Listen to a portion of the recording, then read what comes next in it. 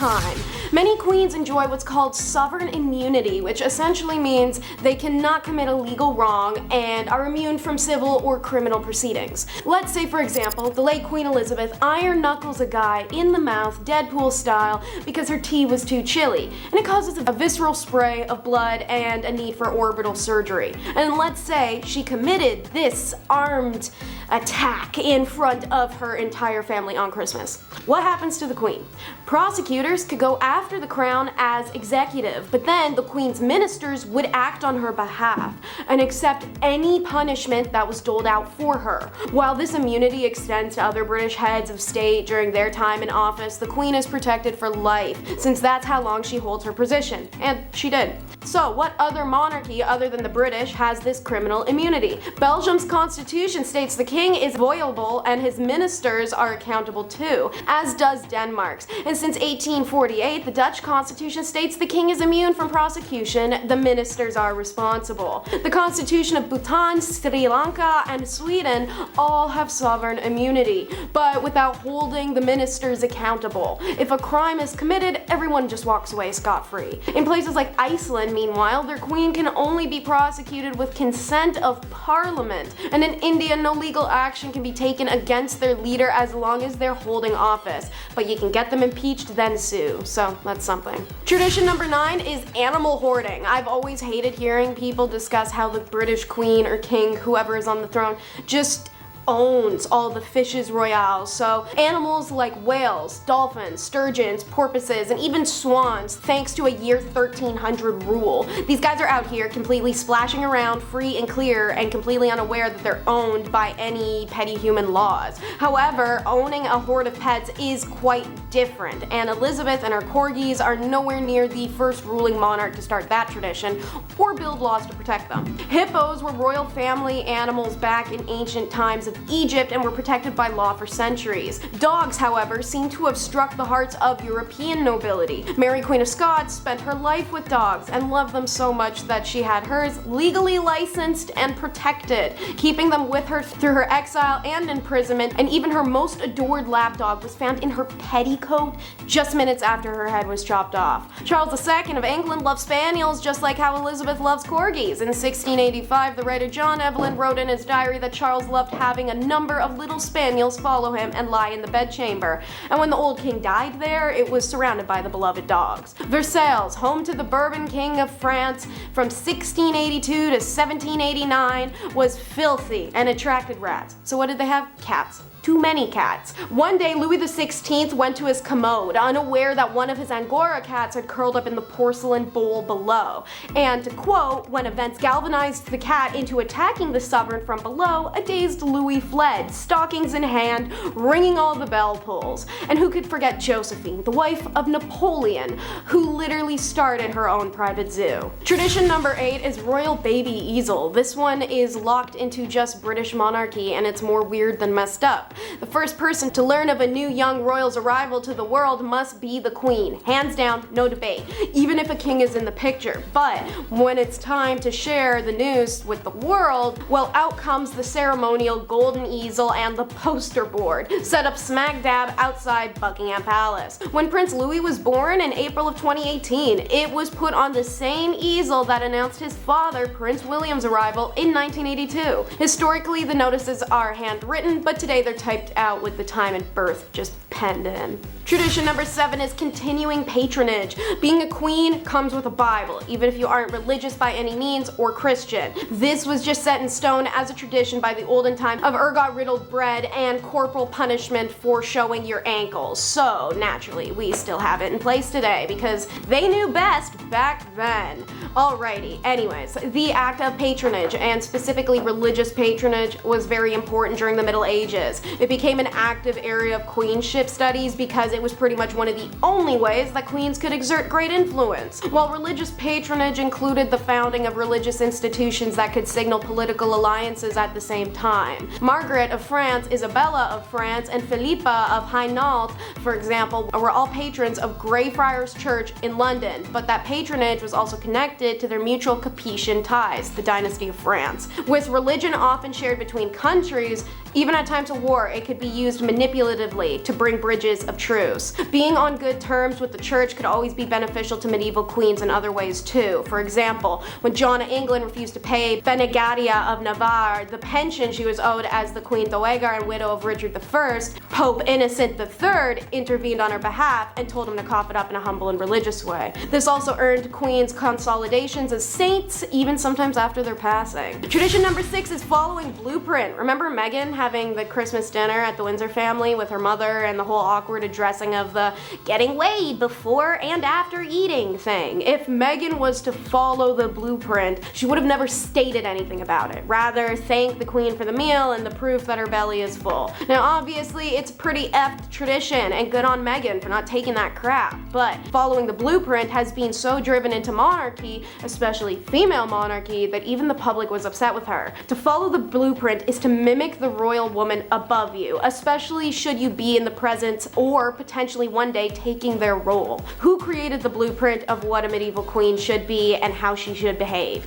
Not any one person. Ancient Egypt felt a queen should be a certain way. Ancient Rome that a queen should stay silent. Ancient Mesoamerica, a queen was equivalent to a king and did whatever he did. It varies per culture, and thus every monarchy system created its own blueprint. Within this, there was literature specifically aimed at princesses and queens within their applicable regions. For instance, Joan I of Navarre's confessor, Durand de Champagne, wrote a text named Mirror for Ladies, which advised Joan on how to be a good queen to her husband, Philip of France, in the bedroom. In China, biographies of ancient queens provided examples of rulers whose behavior was to be modeled, as well as those deemed to be a bad influence, aka your do's and don'ts book. Italian-French author Christine de Pizan's book, The Treasure of the City of Ladies, dedicated to Margaret of Burgundy, also aimed to instruct women of all classes on how to present themselves. Tradition number 5 is dress code. Inevitably within the blueprint will be the dressing guidelines. While they have become lax in recent years for most kingdoms, and women are able to have more control on their garb and no longer have to wear 30 unnecessary layers, they still have certain restrictions. For example, there's endless tabloid attention paid to the Spanish royals for their level of chic. Queen Letizia has openly broken dress code several times. In 2015, when delivering the flag to the 11th National Teach Zone of the Civil Guard, she broke the mandatory dress code of wearing all black and a Spanish mantilla in favor of a short and incredibly stylish white ensemble. It also violated tradition by being an outfit repeat. She wore the same white getup to her husband's proclamation as king. I can't talk about dress code violation without mentioning our baby girl Princess Diana, who had the stuffy Brits flying out of their knee-high tube socks over her sweaters and bike shorts. Meghan was also highly criticized in recent years for challenging dress code, which is prudish and bland at best in England. You aren't allowed bright nail polish, and the now deceased queen forbid ladies from trousers at social events, and you had to own those big stupid hats. Tradition number 4 is pretty pressure. Essentially, queens were expected to be the ultimate good woman, a model of virtuous behavior. They were expected to be good wives and mothers as well as good rulers, but they were also meant to be pious peacemakers and to look pretty, but not so pretty you don't want to respect them, but also still pretty enough you want to pay attention. Think about that Barbie monologue. That naturally comes with the endless critique. Beauty was obviously a huge part of a queen's role, and they were expected to represent contemporary ideals. William Caxton, in his 15th century book, The Game and Play of Chess, states that the queen ought to be a fair lady, sitting in their chair and crowned with a corone on her head and clad with cloth of gold. She should also, he writes, take care to be chaste, wise, of honest life, and well-mannered. It's interesting that beauty is the very first quality that Caxton names in his text, and we can see this in other sources of medieval eras, such as the Welsh Triads, or the 13th century Las Diet Patridias, Kingdom Law book, where it's written that the qualities that kings should look for in a bride is the more beautiful the queen is, the more the king will love her, and the more handsome their children will be. No mention of being a good political leader. So it's really interesting again, seeing how these ideals of queenship tied together. Alfonso was basically equating the idea that a beautiful woman will make a good wife and a good mother, which takes us back full circle to those expectations of medieval queens to be everything. Tradition number 3 is tax exemption. This one sucks. Imagine you happen to be born in random luck of the draw blood bloodline and just don't have to pay taxes. Quite a few countries had laws in regards to their leaders, be it king or queen, being exempt from tax. Queen Elizabeth wasn't required, and now neither is Charles. However, Elizabeth had been voluntarily paying income and capital gain taxes since 1992. Her grandsons are also paying their taxes but do not have to. King Juan Carlos, Spain's former monarch, has paid about $820,000 in back taxes amid an investigation by prosecutors into whether he and other royal members of the royal family used bank accounts in other people's names to hide assets from tax authorities. The payment announcement came just a month after the Spanish media revealed an investigation into possible tax evasion, and that occurred after Juan abdicated in 2014 and was no longer shielded by immunity from prosecution. The extent of that immunity has become an issue in previous corruption cases, but it remains an unsettled question. The Belgian royal family no longer holds any power, but receives large payments for their advisements and roles as, not to be rude, figureheads.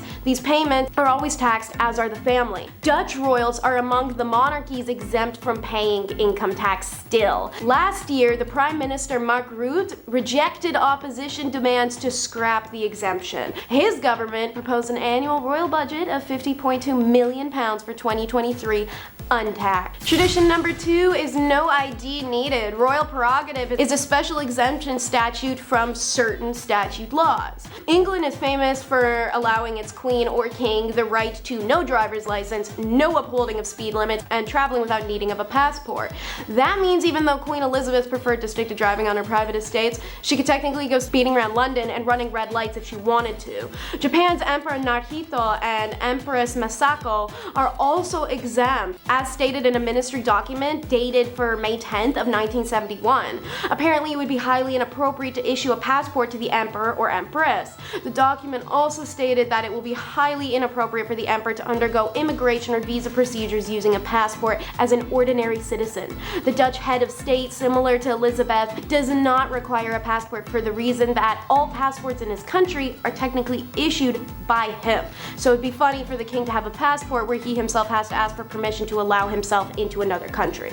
Tradition number 1 is 2 birthdays. The 2 birthday tradition for British monarch dates back to 1748 when King George II combined the annual summer military march with his birthday celebration, which should have been during the winter, as to quote, with a November birthday being too cold for celebratory parades, he tied his celebration in with the annual Trooping of the Colour military parade. Trooping the Colour, a military parade, has its origins on the battlefield. A regime flag or colours was a key rallying point for soldiers during battle, so obviously you got recognized around flag. To ensure soldiers would recognize it, the flag was marched around, aka trooped, for the ranks to see. A regiment's colors came to have huge significance for serving soldiers, and the gain or loss of colors were seen as decisive moments in battle. Nowadays, since it also doubles as a birthday party where the kid invited his whole class, the marching of troops is a spectacular and boring display of 1,400 parading soldiers, 400 horses, and 400 musicians. The monarch arrives at the beginning, looks over the troop, the band performs, the bagpipe guys proceed to make an obtrusive wall of noise, and then they all start marching. The royal carriage follows along. Number 10, moving in. I don't know about you guys, but when I think of Old Blighty, I think of royal prestige. London and Buckingham Palace. After all, that's what a queen needs. You gotta have a palace. Where's my palace? Although most people think of the queen living in Buckingham Palace, Queen Victoria was the first of the royal family to do so. I'm not royalty, but I wouldn't mind crashing a few days there. Nice big place, servants, probably all you can eat. Man, she had it good. All that's missing is Wi-Fi. Move over, Your Royal Highness, I'm moving in. Just gotta get my collection of Sailor Moon memorabilia. Number 9, Queen Jeans. No, not a nice pair of royal genes. I'm talking about DNA and hereditary genes. I've mentioned a few times on this channel how the royal family may or may not have been inbreeding. Okay, who am I kidding? There was a lot of inbreeding going on. Sisters, brothers, mothers, fathers, cousins, and of course, hey step bro.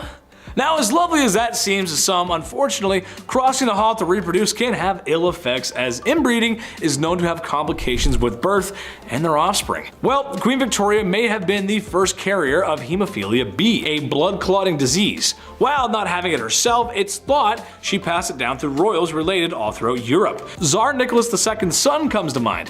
However, I feel like if we told the royals why people were contracting certain illnesses, they would still do what they want anyway. So, I'll just close the door. You guys can go ahead and do what you're gonna do. Number 8. Breaking tradition. For men in Western culture, it has been a long time of bending the knee to propose to the woman that you love, or so wish to swoon. Tammy Lynn, I don't got much, but I know I got this ring I found behind a Chuck E. Cheese. So what I would like to do is I Jim Bob Billy Abernathy am asking for your hand in marriage. So romantic. Anyway, bad jokes aside, you'd be wrong in thinking that's how it went for Old Blighty. When the young monarch met her cousin, Albert, the love juices were flowing. She knew she was gonna have to lock him in and propose to him before he could get the chance. They were shortly married soon after, and as stated in her diaries, it seemed that the couple was truly in love, which for royals is kind of rare. Even today, it's usually men who propose to ladies, but all I'm gonna say is, ladies, I'm 300 pounds of twisted steel and sex appeal, and I put the toothpaste lid back on after brushing my teeth, so... Number 7. Did you miss me? Queen Victoria was a leader. She held a lot of power, and that means people sometimes got a little crazy and wanted to remove her from such power. So for Queen Victoria, it should be no surprise, however uncouth it was, but she had multiple assassination attempts on her life. A lot of which were people firing shots at her carriage for some reason with a pistol. And a lot of these attempts leading people to being declared insane. And one specific amateur who tried multiple times to end the royal and failed every time. 8 times to be specific. I feel like after the first 4 times when the guard saw this guy approach, it was like, oh, man, this guy again. Oh, brother, this guy stinks! Anyway, all attempts to end her life failed, and she became the 2nd longest reigning queen, next to Queen Elizabeth, of course. Number 6. Oh, Christmas tree, oh, Christmas tree. I was honestly shooketh when I learned this, but you know that thing a lot of people do around the holiday season where they get a big green tree and they like decorate it because of the holiday called like Christmas? You might have heard of it. Yeah, I've never heard of it either. Bad jokes aside, the queen and her husband may have popularized the Christmas tradition of decorating the tree after sending trees to local schools and army barracks. An image of the family decorating the tree was also published that Christmas.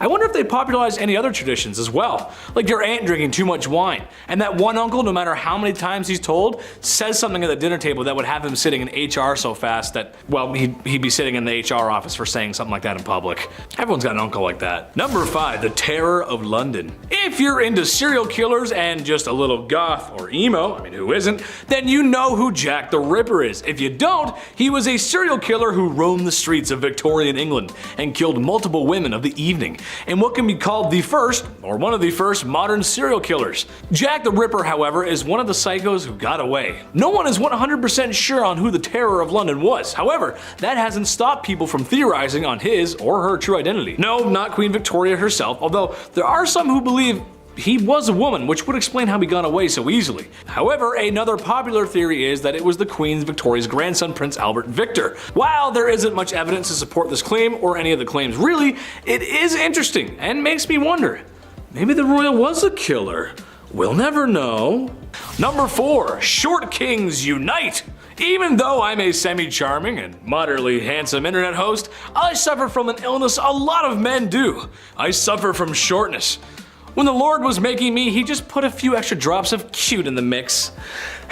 And then there was no more room for my legs to grow.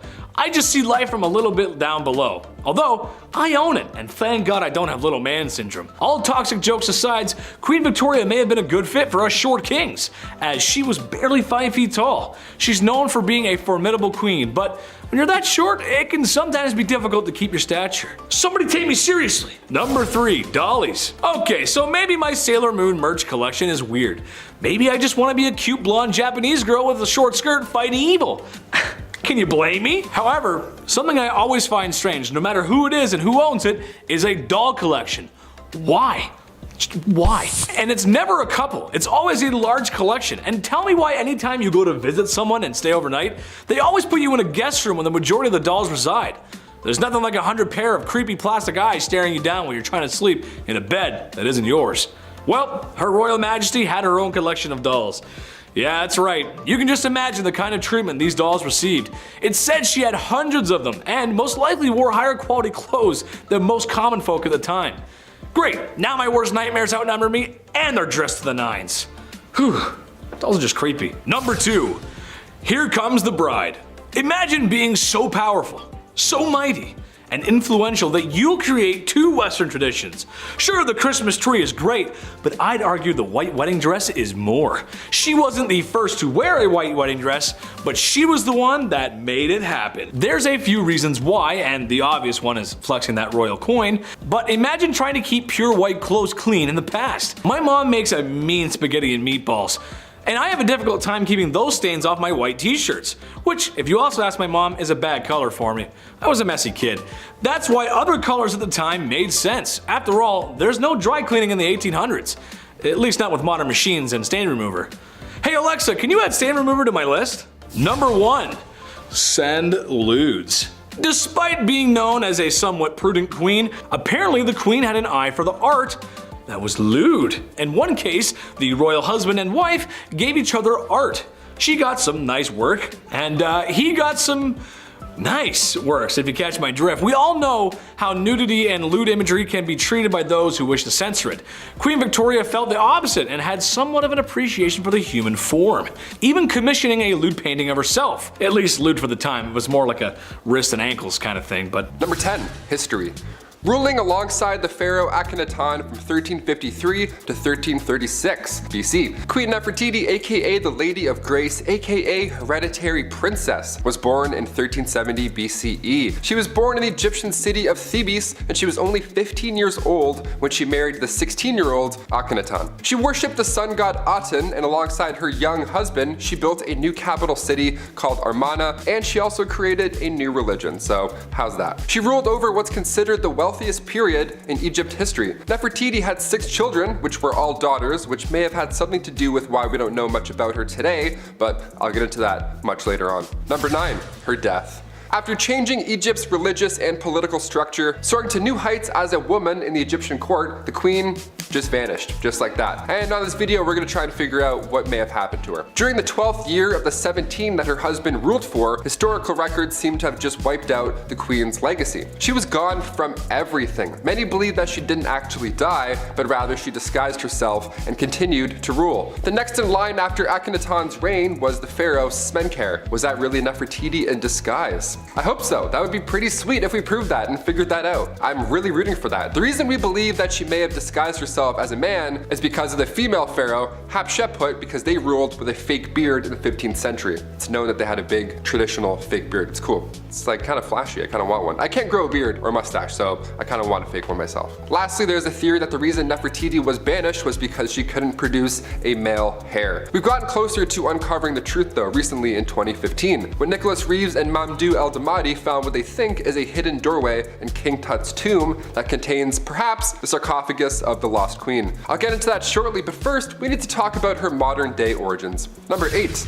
Berlin bust. Perhaps one of the most popular ancient sculptures of all time was found on December 6, 1913. German archaeologist Ludwig Borchardt found this on the floor of the Royal Sculptures Workshop. This figure has some unforgettable details. I mean, first of all, she's breathtaking to look at, and the blue headpiece. These are all important. It was clear that this was Queen Nefertiti from the start. The German team split everything with the Egyptian government, so currently this bust is being held in Berlin. It draws in about 50,000 visitors a year to Berlin's newest museum, a little piece of Egypt all the way over there. We love it. Now, a fun little fact about this modern bust, in 2009 there were scans done to it, technology, nice, and it's revealed that underneath this painted layer is limestone carving of a woman so detailed that you can see wrinkles in her cheeks, even a bump on her nose as well. That's like 4K Egypt, it's crazy. Back in 2016, these two artists secretly 3D scanned the bust of the lost queen and then straight up released the files online as a free download. The future is here, I guess. Also, that's a little invasive. Just scanning your head, like that's really? But 3 years later, officials decided to release that to the public, so here it is, take a look.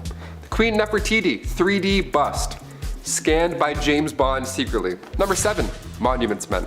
It wasn't always a smooth ride for this specific bust. Sometimes it was a bust. I had to, why not? She spent 11 years in the private residence of Germany's expedition founder, Jacques Simon. Cut to 9 years later, that's when King Tut's tomb was discovered. A totally separate event, unbeknownst to them, connected.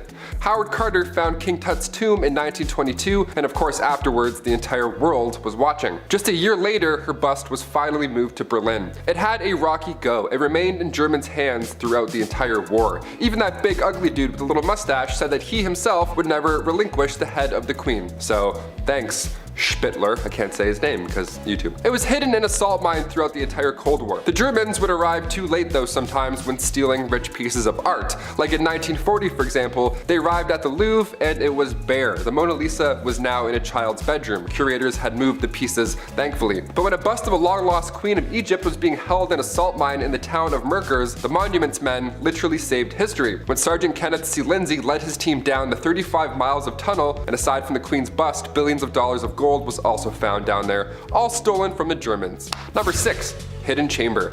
Ancient Egyptian architecture is mind-blowing. Even to this day, we're trying to figure out how exactly everything was built. More and more secrets are coming out of all these hidden tombs. It's fascinating. Technology is for sure a helping hand when it comes to learning about our past queens and kings. And for Queen Nefertiti, her final resting place is now believed to be in a secret chamber in King Tut's tomb. This was years ago. Egypt Tourist Minister Hisham Zazou said the discovery was like a big bang. And I see no lies. It's perhaps one of the biggest discoveries of the 21st century. After radar tests were conducted, Egyptian officials were 90% sure they found a hidden chamber. And it was also full of treasures, so that's neat. And also, we're onto something. Number 5. Original plans. Another theory that surrounds the queen is that King Tut's chamber was actually meant for her. Yeah, listen to this. The former Antiquities Minister doesn't believe this. He strongly stands by his belief that the lost queen was one of the female mummies found in the Valley of the Kings. What's compelling here though is that King Tut passed away at age 19, so many believe his own burial chamber hadn't even been built yet, or finished at least. So instead, they used hers. But a radar survey around the tomb in the Valley of the Kings shows us this hidden chamber behind the north wall of the burial chamber. It's been said before that King Tut's chamber was way too small and there must be more. His stepmom being buried in the same tomb, well, that's certainly a start. We're onto something. Number 4. Tomb alignment. Nobody knows angles like ancient Egyptians. The way they built the pyramids, I mean, they still stand today confidently. We're trying to figure out just how they made the pyramids in the first place. Meanwhile, there's a team inside the pyramids trying to figure out who is even buried in the walls. It's a whole fascinating mystery. Using ground-penetrating radar, researchers were able to find this corridor, this log opening in the bedrock at the exact same depth of King Tut's chamber. And on top of that, these openings are facing the same direction. Tomb KV62 and this new chamber have the same orientation, so of course we're going to believe that they're connected. Because unconnected tombs don't often align, or don't ever align really, so that's also a sign. We're getting close. Let's just give me a shovel. I'll get in there. I'll help out. Be so gentle with everything. I'll feather things off. I've seen National Treasure. Number 3. Brief ruling. The queen was the stepmother of King Tut. Her daughter was married to King Tut, so there's a handful of Egyptologists that believe that right before King Tut's ruling in the 14th century, there was this really small window where Nefertiti ruled as pharaoh. There's also a great deal of historians that believe Nefertiti was no ruler to her husband, King Akhenaten, but we don't have enough evidence quite yet to really know what happened. Hence why we're doing a mystery video on the long-lost queen. Now we get it. The reason we're adamant on finding everything we can is because she literally changed Egyptian religion. Number 2.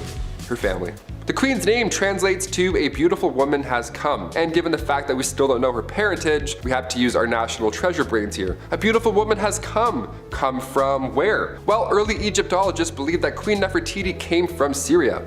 Back then, it was Mitanni. Her family roots are still debatable, but there's reason to believe that Nefertiti was actually Egyptian born. In fact, many believe she's related to King Akhenaten. We don't really know. The lost queen did have children of her own. She had 6 daughters, like I mentioned before, 2 of which became queens of Egypt. She may have also been the daughter of A, who at the time was an advisor for the king and ended up becoming pharaoh after King Tut's death in 1323. So we have no idea, but we're getting so close. I feel like we're like years away from finding everything we need to know, but also this last point is pretty interesting. Number 1, sun god origins. Okay, one of the most interesting facts about all of this was the religious impact that the queen made on ancient Egypt. Both her and King Akhenaten were in a cult. How fascinating is that? They were in the cult of the sun god Aton. In the earliest accounts of the queen, she assisted her husband in a ritual that smited the female enemies of Egypt at the time. There have been a few blocks that have since been recovered from the Theban tombs of the royal butler that depicts the queen wearing her unique blue crown, so definitely her, are part of these sun god rituals. So, cut to the end of the king's ruling, the Aton was now Egypt's main god. She made a new god. She convinced everyone to believe in a new god. That's incredible. We can't even decide on who's gonna win America's Got Talent. She's like trading in traditions and religions. That's wild. Queen Victoria was anti-women's rights.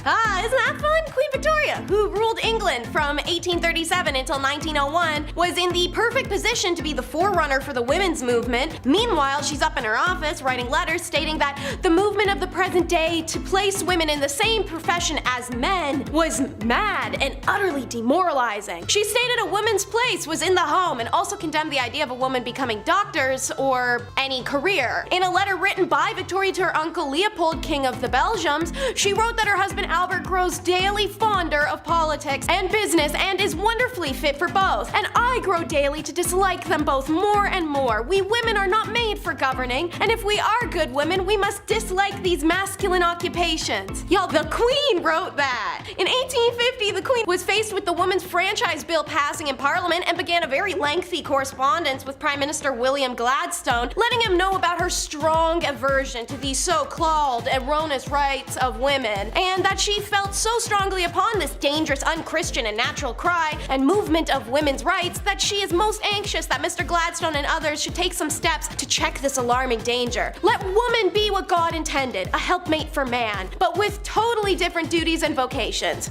Yeah, it didn't age well. And if you're doubting me, let's take a look at this petty beef. Queen Victoria was not for the girlies. She was a bitter and jealous B-word a lot of the time and over many different things. One was Lady Flora Hastings, lady-in-waiting, but also very close friend to Victoria's mother, who in 1839 presented herself to the Queen's dock with abdominal pain and a severe gut swelling. Lady Flora had been part of the royal household during Victoria's upbringing when the young heir to the throne was subjected to a strict system of rules and regulations that left her isolated and unhappy. The Queen still harbored that grudge against Flora because of her association with this bleak time and also her mother, who Victoria had serious mommy issues for. Anyways, Flora was unmarried, so the immediate visual symptoms led to an assumption she was preggers, out of wedlock. Demon-ass Victoria revels in this opportunity, and she has former governess Baroness Lezen obligingly spread the rumor that Flora is pregnant. Since Victoria suspected the father was a much-hated guardian from her childhood, Sir John Conway, she threw that into boot. Hastings is publicly humiliated, forced to protest her innocence, and undergo a gynecological examination, which proved in fact she was not pregnant. Her swollen stomach was due to advanced liver cancer, and she died a couple weeks after. Conroy and others spearheaded a press campaign to slam the Queen and her fellow conspirators for smearing and defaming the Lady Flora. It dented the young Queen's popularity, and at Flora's funeral 2 months later, the people quite literally dented her carriage when they stoned it. A lot of hypocrisy, especially from a woman of many lovers, one of whom was very obviously John Brown's scandal. The worst day of Queen Victoria's life, the day her husband Albert died. The second worst day of Victoria's life, when her loyal servant John Brown died. John Brown served as the Queen's constant companion, and he pledged to be with her always. After the death of Albert, Victoria relied on her devoted manservant from Scotland for everything. Victoria's children referred to him as Mama's lover, naturally due to the fact they slept in adjoining rooms. Heated gossip naturally made its way around why Brown's shocking informal manner with the Queen and his high-handed rude ways with other royals seemed to suggest his closeness with Victoria, in the words of one contemporary insider, was contrary to etiquette and even decency. Speculation that the two secretly wed came out when the Queen's chaplain claimed on his deathbed that he performed the ceremony. There was also talk of 3 additional hidden children. Premarital relations between John Brown and Victoria, or possible marriage, it's never been proven. However, when Victoria died, she requested a photo of him be placed in her coffin, along with a lock of his hair, some of his letters, and his mother's wedding ring he had gifted her. When Victoria died, her son Edward had any statuary destroyed or removed that talked of Brown. He also had 300 letters of his mother's burned.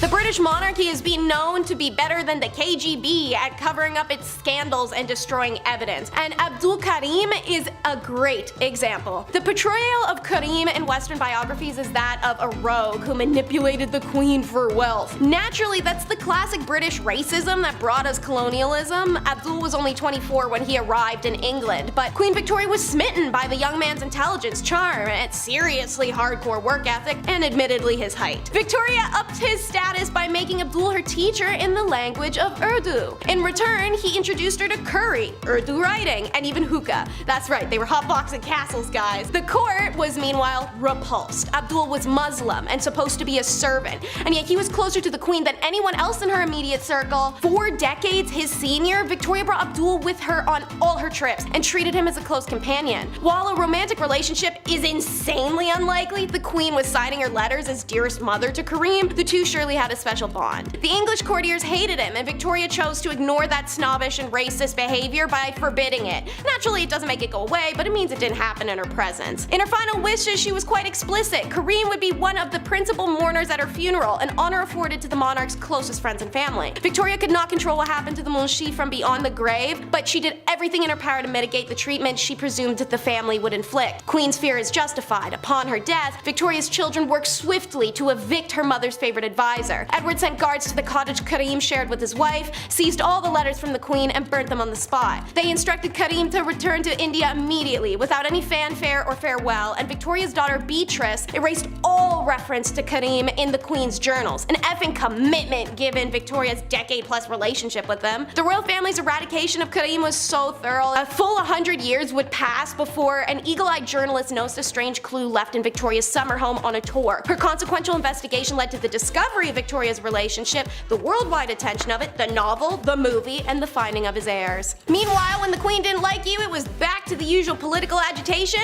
and request denied. In 1822, after a few small-time jobs in the Tory governments over the years, Robert Peel became Home Secretary, where he famously established Metropolitan Police Force for London and reformed criminal law to reduce the number of offences punishable by death and educate prisoners. In 1834, 3 years before the events of Victoria, Peel became Prime Minister of a minority Tory government. Those governments struggled to pass legislation against the majority rival Whig Party and eventually resigned in frustration after just 100 days or so in power. Then in 1839, Peel got the chance to form the Tory government by Queen Victoria, but he asked in return she replace the Whig ladies of her household with Tory equivalents. Said ladies in waiting were her friends, and many were married or related to the Whig ministers and MPs, so Peel refused to form government and Whigs returned to power. The Whig government was limping, but Victoria was passionately attached to Prime Minister Lord Melbourne and also refused to dismiss her female friends. It took the royal wedding of Albert and a failed attempt on their lives in the following year to revive the hatred that this gathered her from the public. And speaking of, Miss Victoria gave the progressive prime ministers endless hell, while lapping up the flattery of her favorite prime minister Benjamin Disraeli, who famously admitted he laid it on with a trowel. She never hid her intense dislike of William Gladstone. His approach to the PM role was progressive social policies, and she absolutely hated it. And his proposed plan for Irish Home Rule, which she considered a threat to her empire. Any name she could toss, she would. A mischievous firebrand, arrogant, tyrannical, obstinate, half-crazy, wild, incomprehensible old fanatic. More than a few observers sensed there was an element of jealousy in her enmity towards the people's William. He was always more liked than she was. When Gladstone won the 1880 general election, she announced to the world she would abdicate the throne rather than accept him as prime minister. Then offered 2 other liberal grandees the job who insisted Gladstone had to take it. Then she tried to force him to weed out the members of cabinet she didn't like. He refused. Her interventions failed to prevent her cabinets from achieving what they were determined to do, but she could wear them down. One of her prime ministers said handling her was like having a whole separate government department to deal with. But she just wasn't a pious wife or an eccentric widow. Queen Elizabeth was also a bad mama. Let's get it straight in clean-cut, open, honest terms. Victoria did not like children, but she loved the act of making them, especially with Albert. Unfortunately, she was wildly fertile, so you want one of those things. In those days, you got the other thing. She definitely seemed to be one of the women who lacked inherent biological maternal instinct. That's never a flaw, ladies. You aren't broken, just so you know. Because intercourse during pregnancy was believed to harm babies back then, it meant for the better part of a year she'd be banned from intercourse or even cuddling with Albert, the 2 things she wanted more than kids. It's honestly quite fair from her position that she resented her children between being deprived of her husband, not wanting children in the first place, and lacking a maternal drive. Victoria, we should remember, didn't also have much of an experience of a family life, and she was raised under isolated conditions. Victoria in many respects was an awful mother as a result. She couldn't help but view her 9 children as functional extensions of herself, expecting unquestioning obedience, and was bullying them about their failings. When Bertie, the future Edward IV, rebelled against the rigid system his parents devised for him, she called him backwards and lazy. And when Victoria, who had decided Beatrice would be the unmarried companion of her old age and forbade mentions of weddings in her presence, learned her daughter was secretly engaged, she was so angry she refused to speak to her for 6 months. She only relented when Beatrice agreed to live with her after they were married. This ain't just some fun and games, this is the Baccarat scandal. Queen Victoria's son, the future King Edward IV, was a notorious playboy and hedonist. His passions included eating, banging, and gambling, with the latter landing him in very hot water in 1891. It starts with a game of Baccarat during a party at the country home of a shipping millionaire. One of the players was Sir William Gordon Cumming, another infamous playboy who was once described as possibly the most handsome man in London, but certainly the rudest. Gordon Cumming was alleged to have cheated during the Baccarat game, an accusation he angrily denied. So as tawdy British gents, they have a tea and a chat and come up with an agreement that all players would say nothing of this grave offense if Gordon Cumming signed a declaration promising to never play cards again as long as I live. Not a hard ask. You know, he signed it for nothing. Much to Gordon Cumming's annoyance, the story did leak and became high society gossip. And like a tawdy British gent, Gordon Cumming decided to sue several of the Baccarat players for slander. The trial was a media circus, the future king appearing in the witness box and society ladies watching through their little opera glasses. Gordon Cumming did lose the case, however, the public was largely sympathetic to him and resented Edward for his part in the whole ugly affair. The prince became deeply unpopular for a time, was even booed at Ascot the same month. Another child of Elizabeth's caused a media circus that had her mama reeling. It's the scandal-coated daughter. Princess Louise seemed to rebel from the moment she came into the world. She was an exceptional learner, talented, intelligent, artistic, big on women's rights movement, and the most beautiful of Victoria's 4 daughters. Although an artistic career, or in the words of Victoria, any career, was not appropriate for a princess, let alone a woman, the queen allowed Louise to attend art school and later the National Art Training School. Now, on to the nasty. Historians assert that Louise had an affair with her brother's tutor. Some accounts state she fell in love with him in the years of 1866 to 1870, but it's not determined if anything physical occurred or if it was just a real big crush. Hearing of Louise's infatuation for a man 14 years her senior,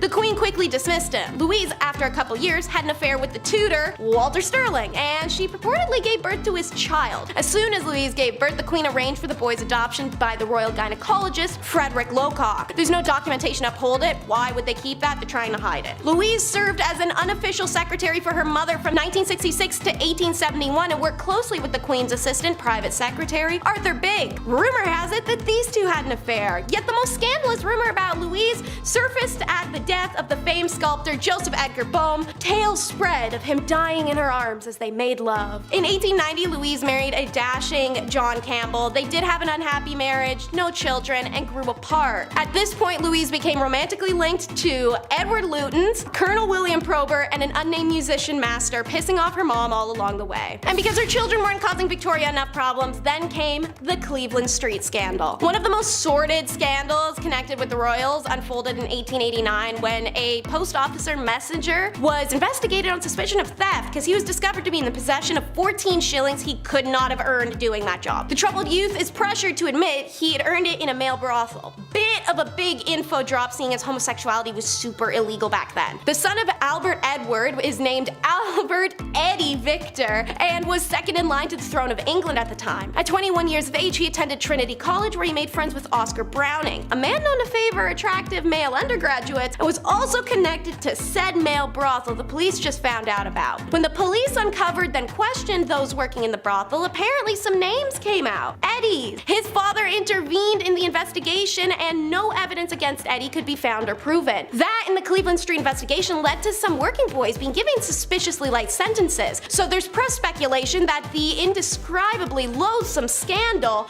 was being swept under the carpet to protect some high-ranking visitors to the house. One VIP linked with the brothel was Lord Henry Arthur Somerset, the head of the stables. The next year, Eddie became ill with what may have been venereal disease. Doctors in attendance referred to it as fever, and rumors spread of Eddie's intimate relations with a chorus girl of the Gaiety Theatre, Lydia Manton, and later chorus girl Maud Richardson. The royal family reportedly paid off Maud for her silence. Shortly after, Eddie proposed to Mary of Teck, and she accepted, to great relief of the royal family. But the wedding never happens. He succumbs to influenza pandemic in 1889 to 92, and he developed pneumonia and died very shortly after his 28th birthday. Whether or not he was part of the Cleveland street brothel scandal, we'll never truly know. Number 1 is context on the missing queens. Lexi de los Santos, a Nat Geographic promoter, perfectly describes the treatment of Egyptian queens.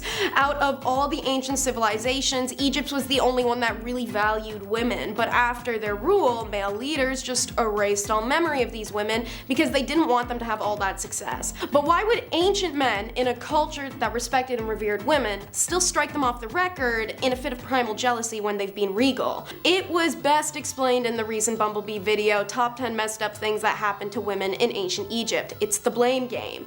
In ancient Egypt, pharaohs were supposed to be the human incarnate of the gods, but one thing that the male gods, female gods, and human females all had in common was the truest power, the womb. The ability to create and birth life, Ra's greatest creation. All of mankind came from Ra, the king god, yet any man who sat on the throne as pharaoh, meant to be the incarnate of Ra, was missing that one true power. So what that meant is any time a female pharaoh took the throne, she was more akin to the king god by the Egyptians' own definition than the male pharaoh ever could be. Call that a mic drop. Consequently, if the womb wielders had a built-in facet of power that you can't regulate, recreate, nor have for yourself, chances are you're gonna be pretty snubbed. So if she's also a better ruler than her male counterparts, you're going to be resentful. Unfortunately, this means the documentation of many queens is lost to time. Their stories coming to us in broken pieces of pottery and papyrus, on ancient word of mouth from Greek and Rome, or from unidentified mummies that come and go as the sands blow thanks to the jealousy of mankind. Leader number 9 will be Khentihase the First. So, who was the first woman to rule Egypt? This will be the biggest debate of the video, as there are technically 3 qualifiers. First candidate is Khentihase the First. She was born circa 2550-2520 BC and died sometime between 2510 and 2490 BC. The remains of this female leader were undisturbed for 2 millennia within her necropolis until its excavation in the 1930s. And since its discovery at Giza, her tomb has intrigued historians and archaeologists alike. The mausoleum is as grand as other pyramids of her predecessors and includes a solar boat, a chapel, granaries, and a water tank. A small structure known as the washing tent of the female king had been built in front of her temple, and here the body was washed and ritually purified prior to being embalmed. Her mastaba is believed to have been the final royal tomb that was constructed at that necropolis, and many scholars believe that it was strongly connected to the pharaohs of the 4th and 5th dynasties. On its granite doorway, her formal title is construed to be the mother of the king of Upper and Lower Egypt, holding office as king of Upper and Lower Egypt. In support of the latter title is her image, which is altered to show her in a kingly pose, including the false beard, the royal uraeus cobra crown, and holding a scepter, one of the many adjustments and additions made up until the 6th century, implying that this pharaoh possibly had continued a role in religion and worship after her death. Khenti may have ruled as a regent for her presumed son, Sahur, possibly in conjunction with Ustarkaf, the founder of the 5th dynasty. However, despite the fact that she was apparently considered an ancestress of the 5th dynasty and was commemorated in the mortuary temple of Apsar at Kenikartes II, her name has never been found in a royal cartouche. Leader number 8 is Merneith. Among ancient Egypt's greatest female leaders was Queen Merneith, who had the overwhelming ambition to rule a country, and stopped whoever shared that sentiment. Her name means the beloved Neith, the daughter of King Diar, and beloved she seemed to be, until after she died, and then the men didn't have to respect her anymore, that is. Even if she wasn't the first woman to rule Egypt, she definitely seemed to be, but if historians want to debate endlessly, who am I to stop their fun? She definitely was the first woman to rule anything in known human history, because she was born about 3,000 years ago. Merneith stepped in as regent after her husband's death, as their son Den was too young to rule at the time. Karakuni, an Egyptologist, said that these women were often used as protectors. Men would put women in high positions to keep keep young male leaders safe and give them time to mature. When a man was ready to take over as pharaoh, the woman in charge would step down. But Bernice was Old Kingdom Egypt, and when she assumed this tutelage, it was in despite of what religious traditions of the first dynasty decreed, that only men were to rule.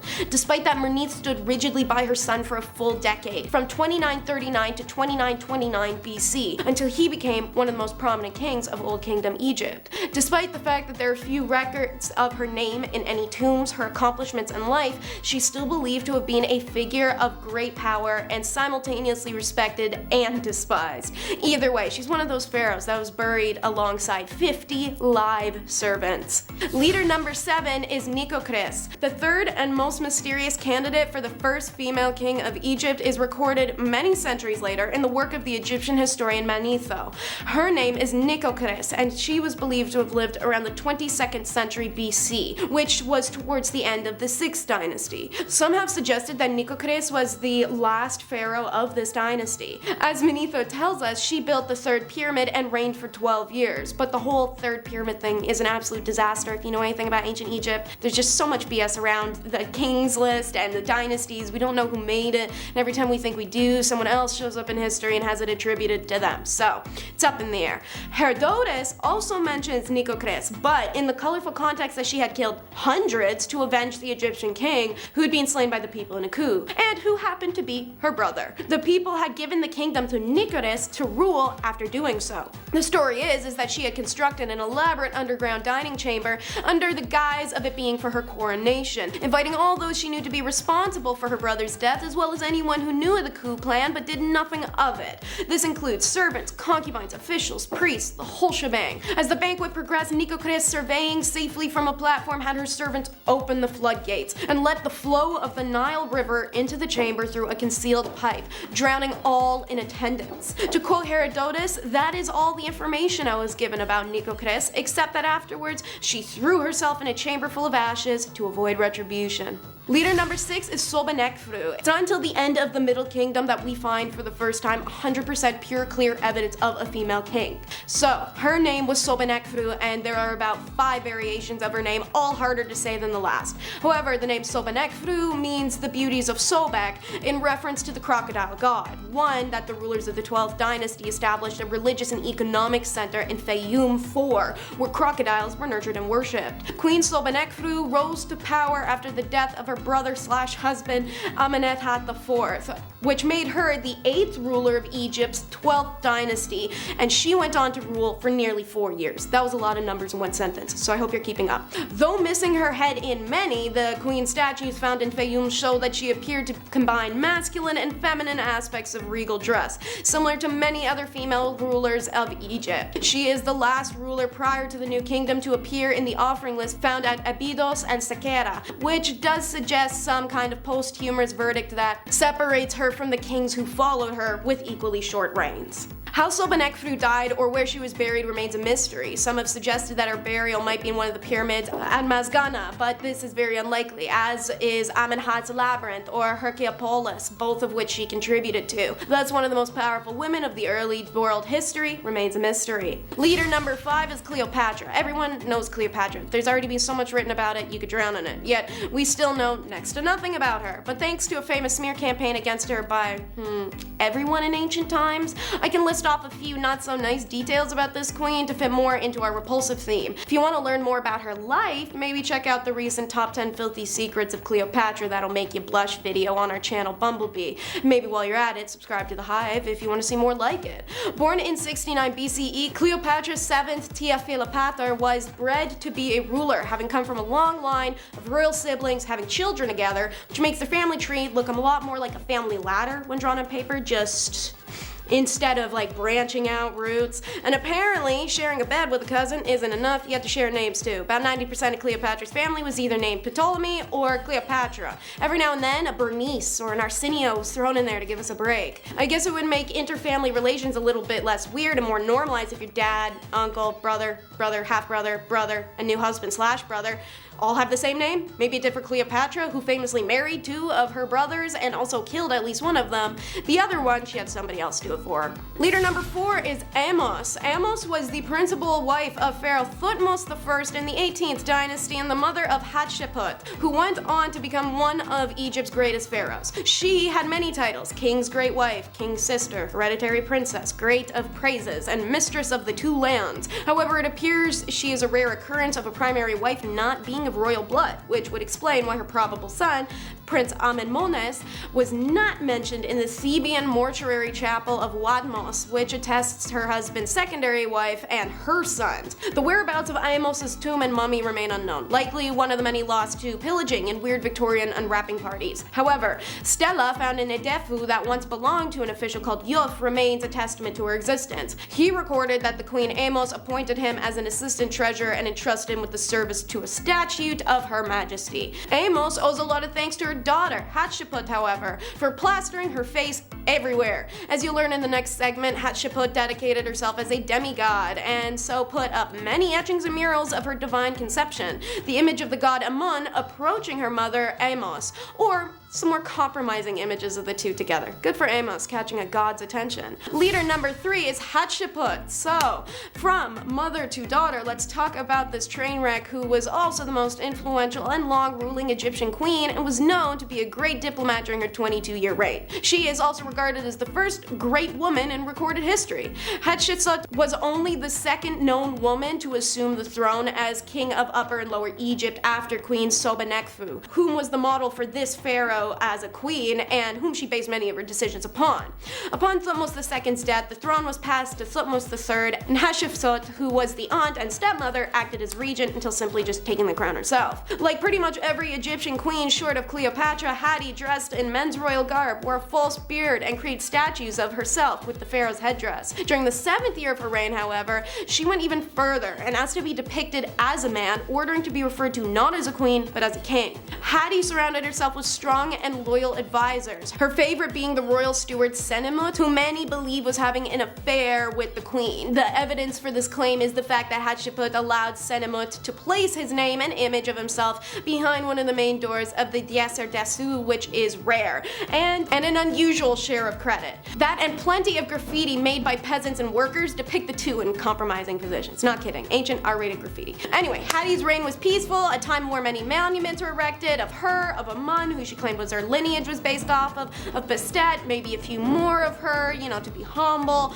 However, after her death, her successor, who was possibly even her own stepson, attempted to erase all record of her, destroyed statues, burnt documents, attempted to remove her presence from Egypt. This effort only half works. While we don't know much as we wish we could, Hatshepsut is still remembered to this day. Leader number 2 is Nefertiti. This is the queen married to the cult guy who was so hated in Egypt that everyone agreed to ignore that he had ever happened. Unfortunately, it means this beauty had her name tarnished in the process, call it cancelled by association. That's why Taylor Swift broke up with the problematic singer guy Matty. I think the name alone is worth the breakup. Why are you in your mid-30s but still going by Matty? Nefertiti's name can translate to a beautiful woman has arrived, and that she had, from parents unknown. We haven't figured that part out. A life-size bust of the queen was found in 1912 and is her most famous image and depiction, and it shows she really was a stunner, to the extent it's believed that ancient Egyptians revered her as a fertility goddess embodied. However, other Egyptian art depicts Nefertiti in ways normally only pharaohs are shown. For instance, she's portrayed smiting enemies, such as on a ship, raising her right hand to kill female prisoners, a depiction often seen on male pharaohs. Additionally, the type of helmet-like crown Nefertiti is wearing in the bust is typically reserved for pharaohs or the goddess Tefnut or Hathor. One idea is that after Akhenaten's death, Nefertiti's power and popularity was so great she was able to rule as pharaoh in her own right. Egyptian records mention a figure named Neferenfatuen, who ruled Egypt for a brief time. Like how actors took stage names, pharaohs actually took throne names, and it's speculated this was the throne name for Nefertiti. This means our girl was on the throne for 3 years, but as you know, after her reign, the Egyptian people tried to wash her away to the best of their abilities. Took Mahal, God undid Akhenaten's religious reform, Amarna became abandoned, and images of Akhenaten and Nefertiti are destroyed. Leader number 1 is Set. You may know her by her Grecian name, however, Isis. She was the queen mother of all gods. Her name quite literally translates to Queen of the Throne, which is reflected in her headdress, which is sometimes a literal throne. However, sometimes it takes on traits from Hathors or Muts to represent her assimilation with other women in the pantheon. While she seemingly started as a side figure to her husband Osiris, she was quickly transformed into the queen of the universe and an embodiment of cosmic order. By the Roman period, a Set was believed to control fate and linear existence itself. This is accredited to the story of Ra's secret name, wherein a Set is able to find out the true name of Ra, something no other god knows, and ultimately makes her his equal if not more powerful than he. Set was the sister and wife of the god Osiris, ruler of the underworld. It is said that she and Osiris were in love with each other even within the womb. As he was king of Egypt, Isis was queen and one who supported her husband and taught the women of Egypt to weave, bake, and brew beer. Set was always angry with this relation as Isis reigned over the land of Egypt in the wake of the traveling Osiris instead of Set. She was stronger, and he regarded this with jealous eyes as well as the good works of his brother, for his heart was full of evil and he loved warfare better than peace. The queens frustrated his wicked designs, so he saw in vain to prevail in battle against her and plotted to overcome Osiris by Gal. This is how the famous story of Osiris' death, Horus's birth, and the grieving of Set prevails as one of Egypt's most famous stories. Set tricks Osiris into the coffin, which he tosses in the Nile. The grieving of Set refused to accept this and search far and wide as a fugitive, birthing their son Horus on the journey. When she finds a coffin, she returns it to Egypt. Unfortunately, Set finds it hidden again and dismembers Osiris, scattering the pieces. Isis still refuses to relent. She finds the pieces and entombs them. Anubis, with the assistance of Thoth and Horus, united the severed portions of the body of Osiris, which they wrapped in linen bandage, thus the origin of the mummy form of the god. Osiris then became the judge and king of the dead, residing in the underworld, as Isis remained with Horus on the above. Number 10. Queen of hating her daughter. Starting off this list with a bang would have to be the utterly despicable Maria Eleonora of Brandenburg, the Queen of Sweden. Queen Maria here seems to be guilty of the crime of attempted delifing. That's a pretty crazy thing for a queen, but it gets even crazier when you find out it was her own daughter who she tried to do this to. For some reason, when the queen gave birth to her daughter, who she wanted to be a son, she instantly thought of her sweet, innocent little daughter as a dark and ugly monster with black eyes. Gotta love coming into this world and being hated purely for existing. As she saw her as a monster, Maria tried to have her daughter dispatched multiple times, and I don't know what this crime would be called, but she even forced her daughter to sleep next to the rotting corpse of her own father. Maybe that's the true crime here, because this is messed up. Number 9. Don't mess with the Empress. The only powerful female emperor in the history of China has got to make you extremely ruthless, simply because you are a target and you would have needed to work to get to where you are. And you know what? Wu Zetian, who ruled during China's Tang Dynasty, was quite ruthless. She took her position of power by force, and she slayed many people in order to do so. But she didn't stop there. She committed more acts of slaying throughout her rule as well. And I don't mean like slay queen, although that does really work for this list, but no, she slayed people. And we don't support that kind of criminal behavior, even if you are above the law. To make matters worse though, it is reported that even her mother and grandchildren fell onto that list of victims, all because they were against her. Truly a ruthless queen. Number 8. Mommy issues. Empress Irene of Athens ruled between 797 to 802, and she co-ruled with her son for 2 decades before leaving it all by herself. That's not a crime, but how she did so was a bit more, I don't know, just a little outside the realm of legality by today's standards. Her son, Emperor Constantine VI, was not a popular emperor, and the empress was quite an ambitious and greedy woman. She wanted full control of the Byzantine Empire, and to do that, with the help of some political allies, Irene led a conspiracy against her own son. Poor parenting skills if you ask me, but hey, the two actually made up and were at least somewhat civil. That is until Constantine divorced his wife and married his mistress, turning the people against him and giving Irene the opportunity to lead another conspiracy and then have her son's eyes gouged out. Yay! Number 7. Ranavalona. I honestly didn't know Madagascar had queens or kings. That's not because it doesn't make sense, I'm just dumb. Thanks to me being a young child, I thought the only royalty Madagascar had was King Julian, you know, like the lemur. King Julian! Like that King Julian. But they did have kings and queens, and one of these queens was pretty damn brutal.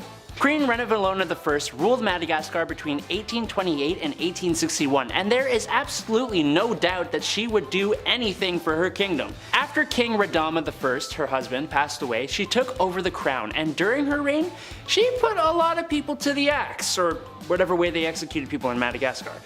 Her uncle was one who met the sticky end to protect her power.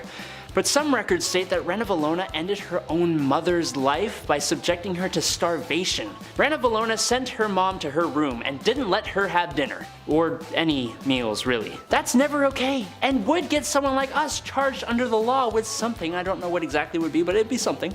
Number 6. Pretty firmly against cheating. Not to be weird, but I can kind of see where this queen is coming from. At first I sort of get it, but not later on, just at first. Henry II of France had a lifelong affair with his mistress, Diane de Poitiers, and even while on his deathbed, he begged his own wife, Queen Catherine de Medici, to allow him to see her. Kind of really disrespectful to your wife, but I guess he loved his mistress too. I'm kind of confused on the morals of this. However, the queen was not confused on the morals and didn't give in to his plea. In fact, she even denied Diane entry into the room, letting the king pass away without having his dying wish granted. Damn. That ain't a crime. This queen had a daughter who took after her dear old dad when it came to the whole monogamous relationships, meaning she didn't really have them. When the queen mother found out about her married daughter's new romantic interest, she locked her daughter up in a castle and never saw her again. But she became even worse when she ordered her daughter's romantic interest to be executed in front of her. Now that is rough. And while she didn't do the deed herself, giving the order is kinda bad enough. It gets worse. Her son, King Henry, didn't like that she cruelly did this to her own daughter, so she had him dispatched as well. My goodness. Number 5. Bloody Mary. Duh. Mary I, or Bloody Mary as she is also known, was the first real queen of Britain. But this reign didn't last very long, 5 years to be exact, before she was replaced by the much better Queen Elizabeth.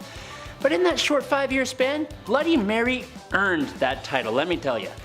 Mary I ordered war against the Protestants and slew quite a hearty handful of them for heresy. Which is interesting since her father, Henry VIII, was kind of the guy who made Protestants more of a thing in England, and then her sister was also Protestant and made it the main religion in England. History is full of people needlessly passing away because what they believe isn't the right thing. Anyways, to heat things up, Mary even had some of these Protestants burned on the spot. Some is kind of an unfair statement. You see, the queen here was responsible for burning over 300 Protestants at the stake. Other kings and queens burned people at the stake for their faith. I mean, Mary's father did it, as did her sister. But it's the sheer amount of people that make her much worse and much more famous. Number 4. Taking over. Queen Catherine the Great of Russia was obviously a queen of Russia. But that don't mean she was actually Russian. She was actually German-born. But she was Russian to get herself into power when it turns out her husband, Emperor Peter, was not very liked by his own people, as he showed a very obvious dislike for Russia, which is kind of weird. She took advantage of people's disdain, and while she may not have directly done the life ending here, it is pretty well stated that the act was committed by her supporters, and public opinion held her responsible. She was called the Great, but it seems she was actually kind of the absolute worst, even if she was a strong ruler. She does look very proud of herself in a lot of her paintings though, which, I mean, she overthrew her own emperor husband and became ruler of a country she isn't even native to. So like, yeah, I guess, good job, I think. Number 3. La Loca de Loco. Finally, a queen not on this list for ending other people's lives. No, Juana La Loca was far worse than that. Not to be insensitive, but Juana La Loca was loco. She was the Queen of Castile from 1504 to 1516, and she suffered from various mental disorders.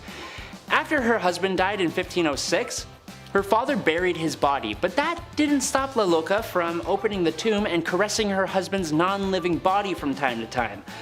Ultimately, she even ordered people to dig up the body fully, and she would kiss her deceased husband's feet. Sorry, excuse me, I need some water after that. That's disgusting. That's a lot. Oh good, we aren't done. Of course not. No, apparently Joanna would also carry his coffin everywhere with her and even kept it under her bed.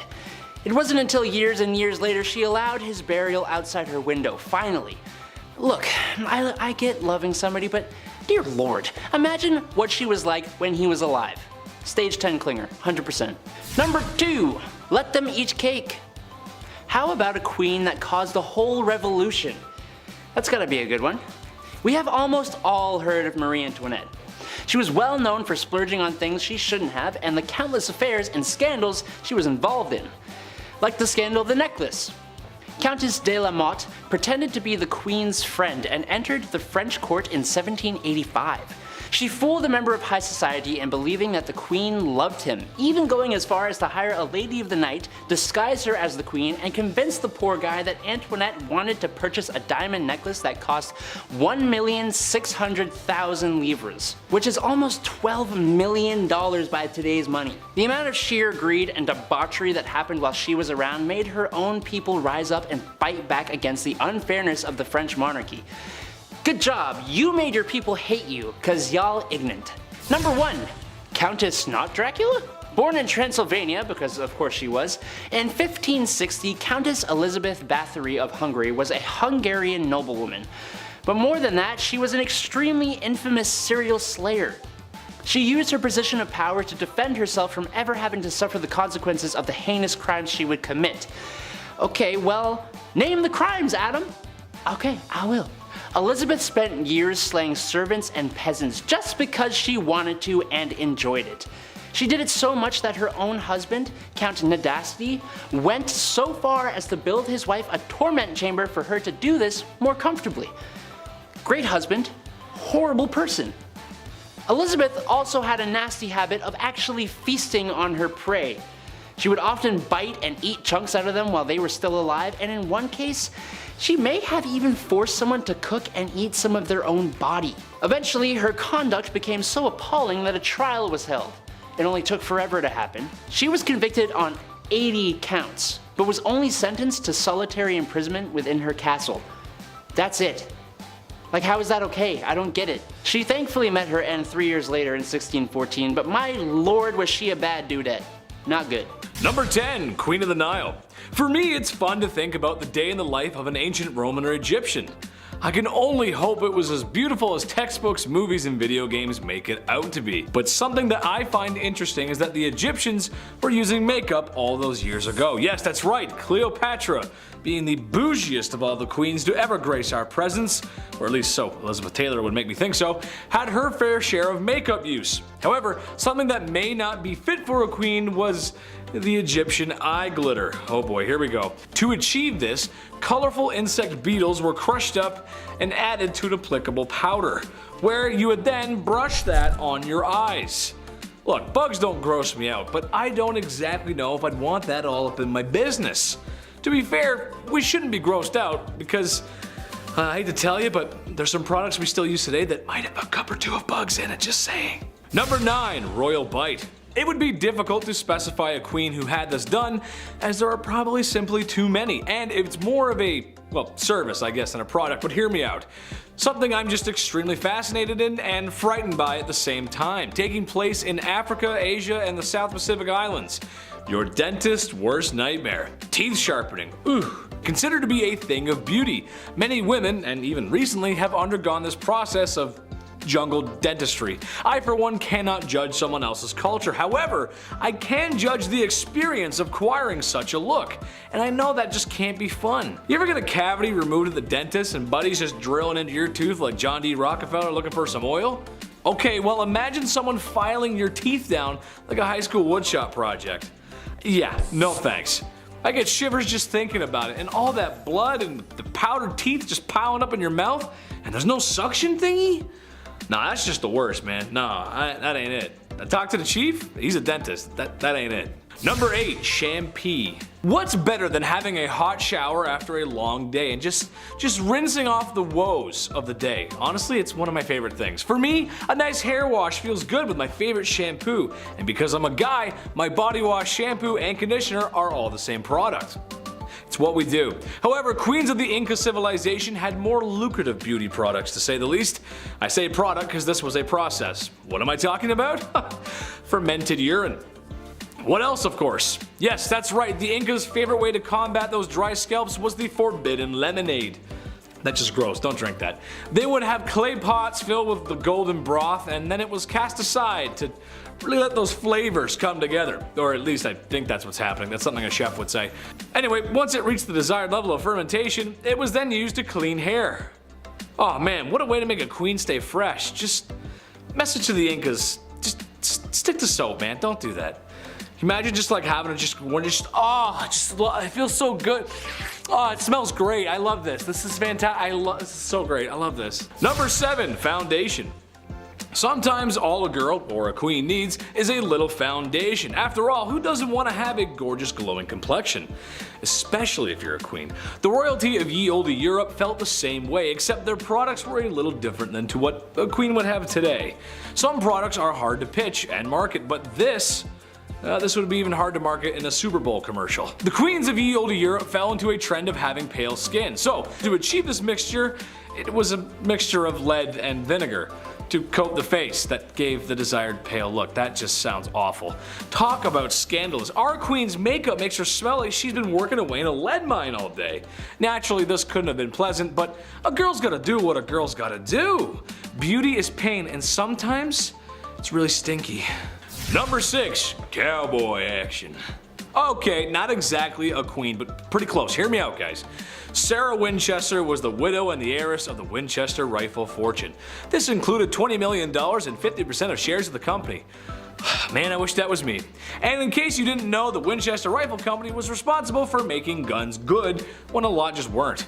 And that model of rifle unfortunately took a lot of lives. So it's said that the Winchester mansion was haunted by the ghosts of the poor souls who found themselves at the business end of a repeater.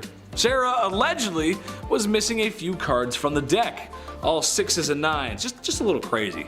So in her craziness, it's fair to say she spent some time with a Winchester rifle or two, which is quite a scandalous product for a queen who thinks she's seeing ghosts. Plus, women back then, besides Annie Oakley, weren't supposed to handle things like that because it was the 1800s and men were just really mean and stinky, and come on guys, give her a break. A woman can't shoot a gun. What are you talking about? Number 5, toxic eyes. It's no mystery that beauty products today can be filled with all kinds of lovely chemicals that make you look great. And there's tons of products from the past that could be labeled as scandalous. Well, how about putting literal poison in your eyes? Yes, that's right. Back to the women of ye olde Europe. The very same queens with the pale skin wanted eyes that sparkled. How to achieve this? Well, you just put drops of belladonna in your eyes, which, if you didn't know, is poison. Like just straight up poison. It's bad. It would dilute the eyes, and that was considered beautiful. If you think that sounds like it's bad for your health, that's because it is.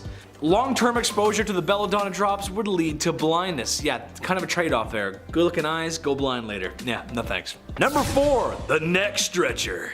No, that is not a WWE wrestler or finishing move, although it really sounds like one. It could be.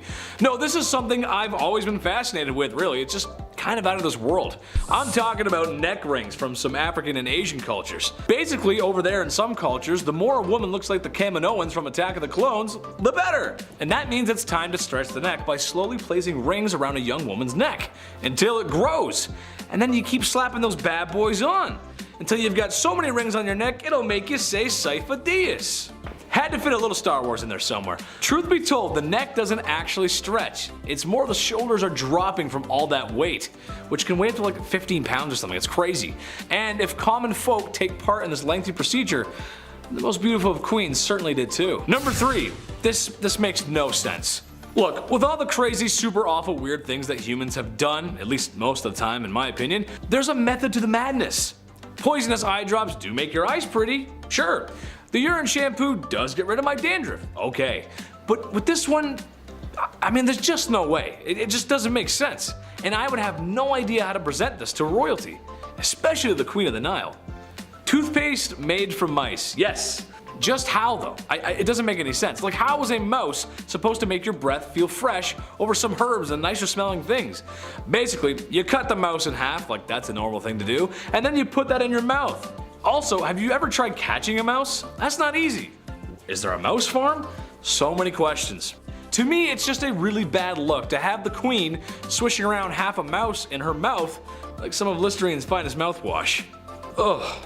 Number 2, blondes have more fun. I don't know if that's true or not, but it's a popular hair color, and believe it or not, I used to have natural blonde hair, like super blonde. And then Harambe left this plane of existence and my hair got darker. Cause life got darker. Now all I want to do is listen to MCR in my room and write in my journal about how nobody understands me while MTV plays on the TV my parents bought me in the background. Some people want to go blonde. This was true of royal women in ye olde times. So time to reach for some good old fashioned hair dye right off the shelf, right? Let's read the ingredients together. Water, oh, that's good, okay. I got a water. Lead, well I got tons of that on my face already, so that's fine. And what is this, sulfur? What? Yeah, that's right, that's sulfur. Imagine slathering that stinky goodness all in your locks. This was something that the highly esteemed Tudor women actually did. Or at least tried. I feel like you need a whole truck of this stuff to work. But then again, the smell. That's not how a queen should smell, is it? It's not right now, you shouldn't. It's not. Number 1, the Canary Girls. When Great Britain was at war, the Queen was a symbol of their freedom and democracy. True British strength to keep on carrying on. So the next time the Queen goes to visit a munitions factory to cheer on the women who are working hard day and night for the war effort, she might want to keep her distance. The high explosives used in the artillery shells, famously known as TNT, I'd break down the scientific name, but we all know my track record with reading. I can't. It is a very volatile substance, but not just for the explosive capabilities, but it's also toxic. Yeah, I didn't know this, I learned this. Very similar to the Radium Girls of the same fate. TNT with enough exposure can turn skin and hair a yellowy orange color. Now, we can't have Her Royal Majesty showing up somewhere looking like Big Bird, can we? To avoid being a literal blonde bombshell, perhaps stay away from the factory, Your Royal Highness. Number 10, Marie Antoinette, Madame Deficit, the last Queen of France and maybe the last time royals got away with, well, being royals. Her whole existence was opulence, which is really just salt in the wound when most of your citizens probably can't even afford a portion of salt because they're broke or because there's food shortages. Wasn't a good time. But if you looked into the royal palace, you can bet she's got a pantry full of bread and a bowl of fruit just ready for the pickings. She even had the nerve to purchase a necklace that, if through today's inflation, will be worth $12 million US. Ooh, that's a lot of money I wish I had. People were starving, and honestly, if people don't have anything including food, ooh, it's not gonna be a good time. Imagine a whole country acting up because they haven't had their Snickers yet. Well, that ended up sparking a revolution. Very confusing, and in all that confusion, both the king and queen lost their heads. Wasn't good. Number 9, Queen Victoria. Oh blighty. Man, it must be nice to have a whole era in history named after you. Maybe I'll get one day. The cheddar time. I don't know. Cheese, I don't know, big ched? We'll see what happens. Queen Victoria had some strange quirks about her. One that I can almost get behind, but not quite, is her niche for eating fast. Maybe too fast.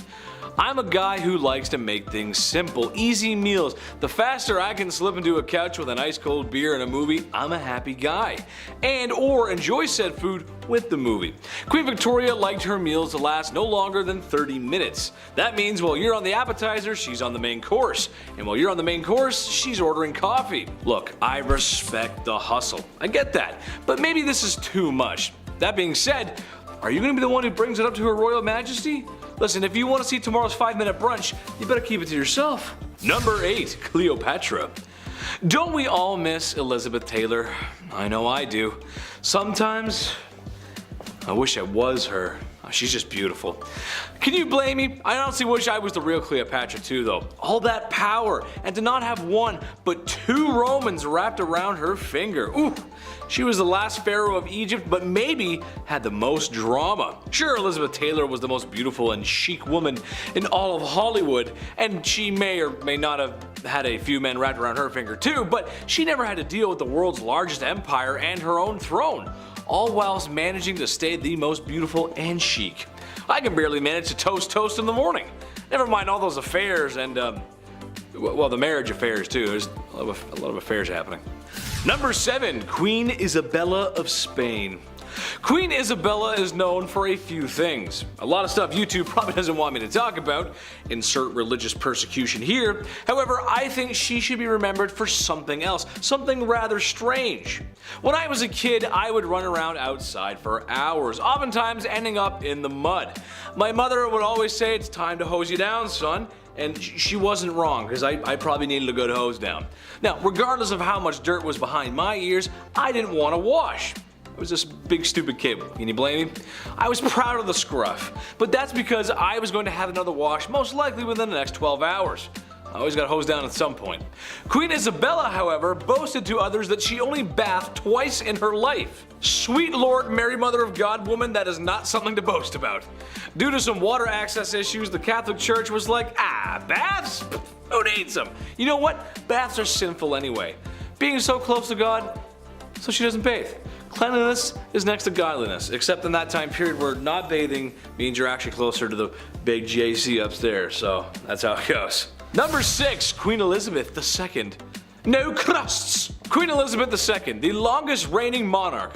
God bless the Queen, and God save the Queen. Shout out to the UK. Chetty loves you. How you doing?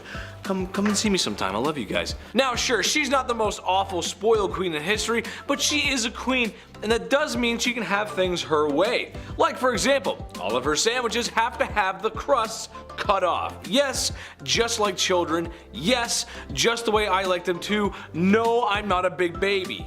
I'm a big, strong man who totally doesn't rely on the women in his life. No, what are you saying? Dude, stop.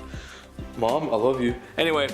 Well, yes, it's true the Queen's sandwiches have to have her crust cut off. Is it the worst thing ever? No, I don't think so, but what if her sandwich showed up with crust?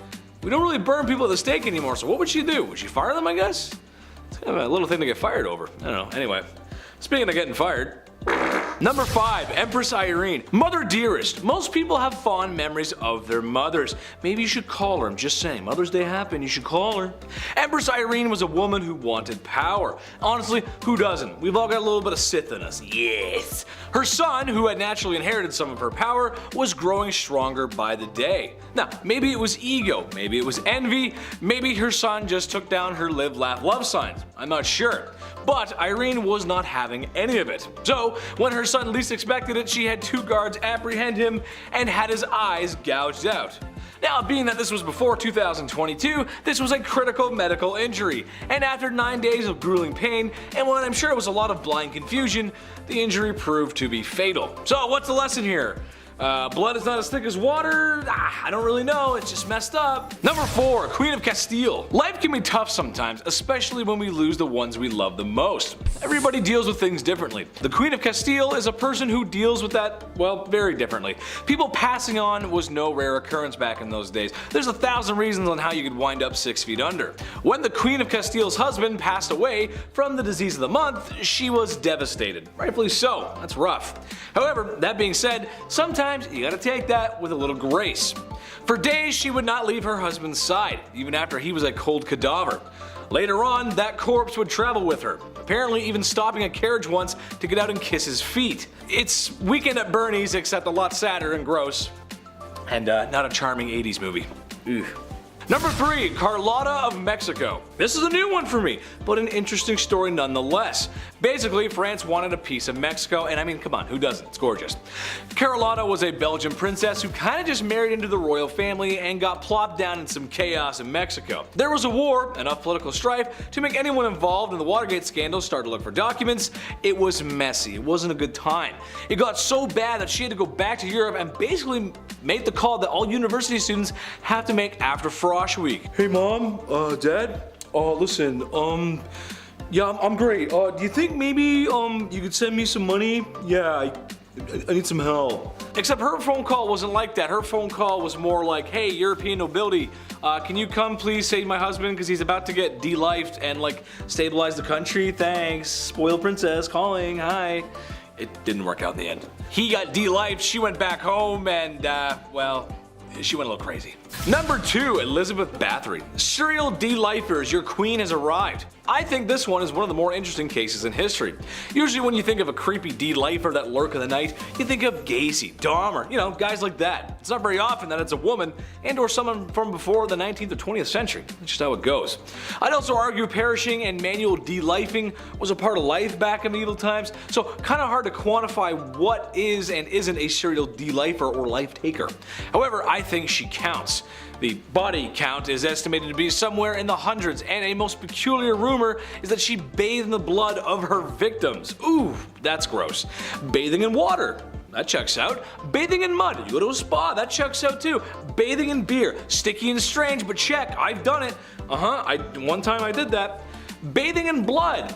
That's a no calzone for me, Chief. While the bathing in blood thing might be false, the evidence of her crimes were not. Imagine being so spoiled you can hide bodies. Number 1, Queen Mary.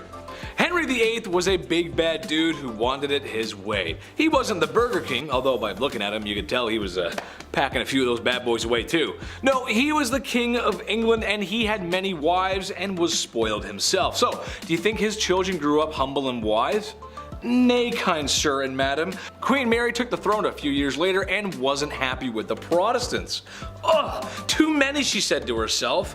Well, if you've heard us talk about her before, she'll probably come up again time and time again because, well, she cooked those people on a wooden stake. Over her reign, countless people felt the fires of her wrath, hence the name Bloody Mary. Number 10, Marie Antoinette. I wonder what it must have been like to be the Queen of France. To sit in a palace and eat all those delicious foods that your cooks can make while the peasants outside struggle to eat and sing about bread for some reason. I don't know, Les Mis reference. It's a life of beauty, balls, and not listening to what the stinky peasants outside have to say. Except that's the very reason why Marie Antoinette was the last queen of France. You can only spend so much time and money on your exuberant lifestyle before the people get fed up. I mean, these people have nothing. It's kind of difficult to control people when they don't even have food at home.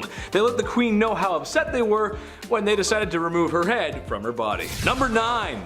Bloody Mary, Bloody Mary, Bloody Mary. Sometimes it's just in the name, isn't it? Like Mario, you know that he's an Italian plumber. Or Luigi, you can tell that that's an Italian plumber's brother. And King DDD, King of the DDDs or something. I don't know. Okay, maybe the names don't always give it away, but Bloody Mary does.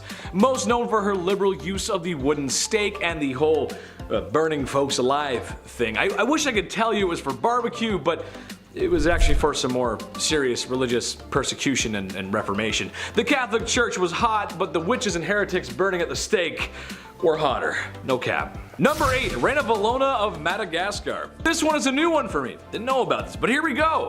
So basically, Queen Ranavalona.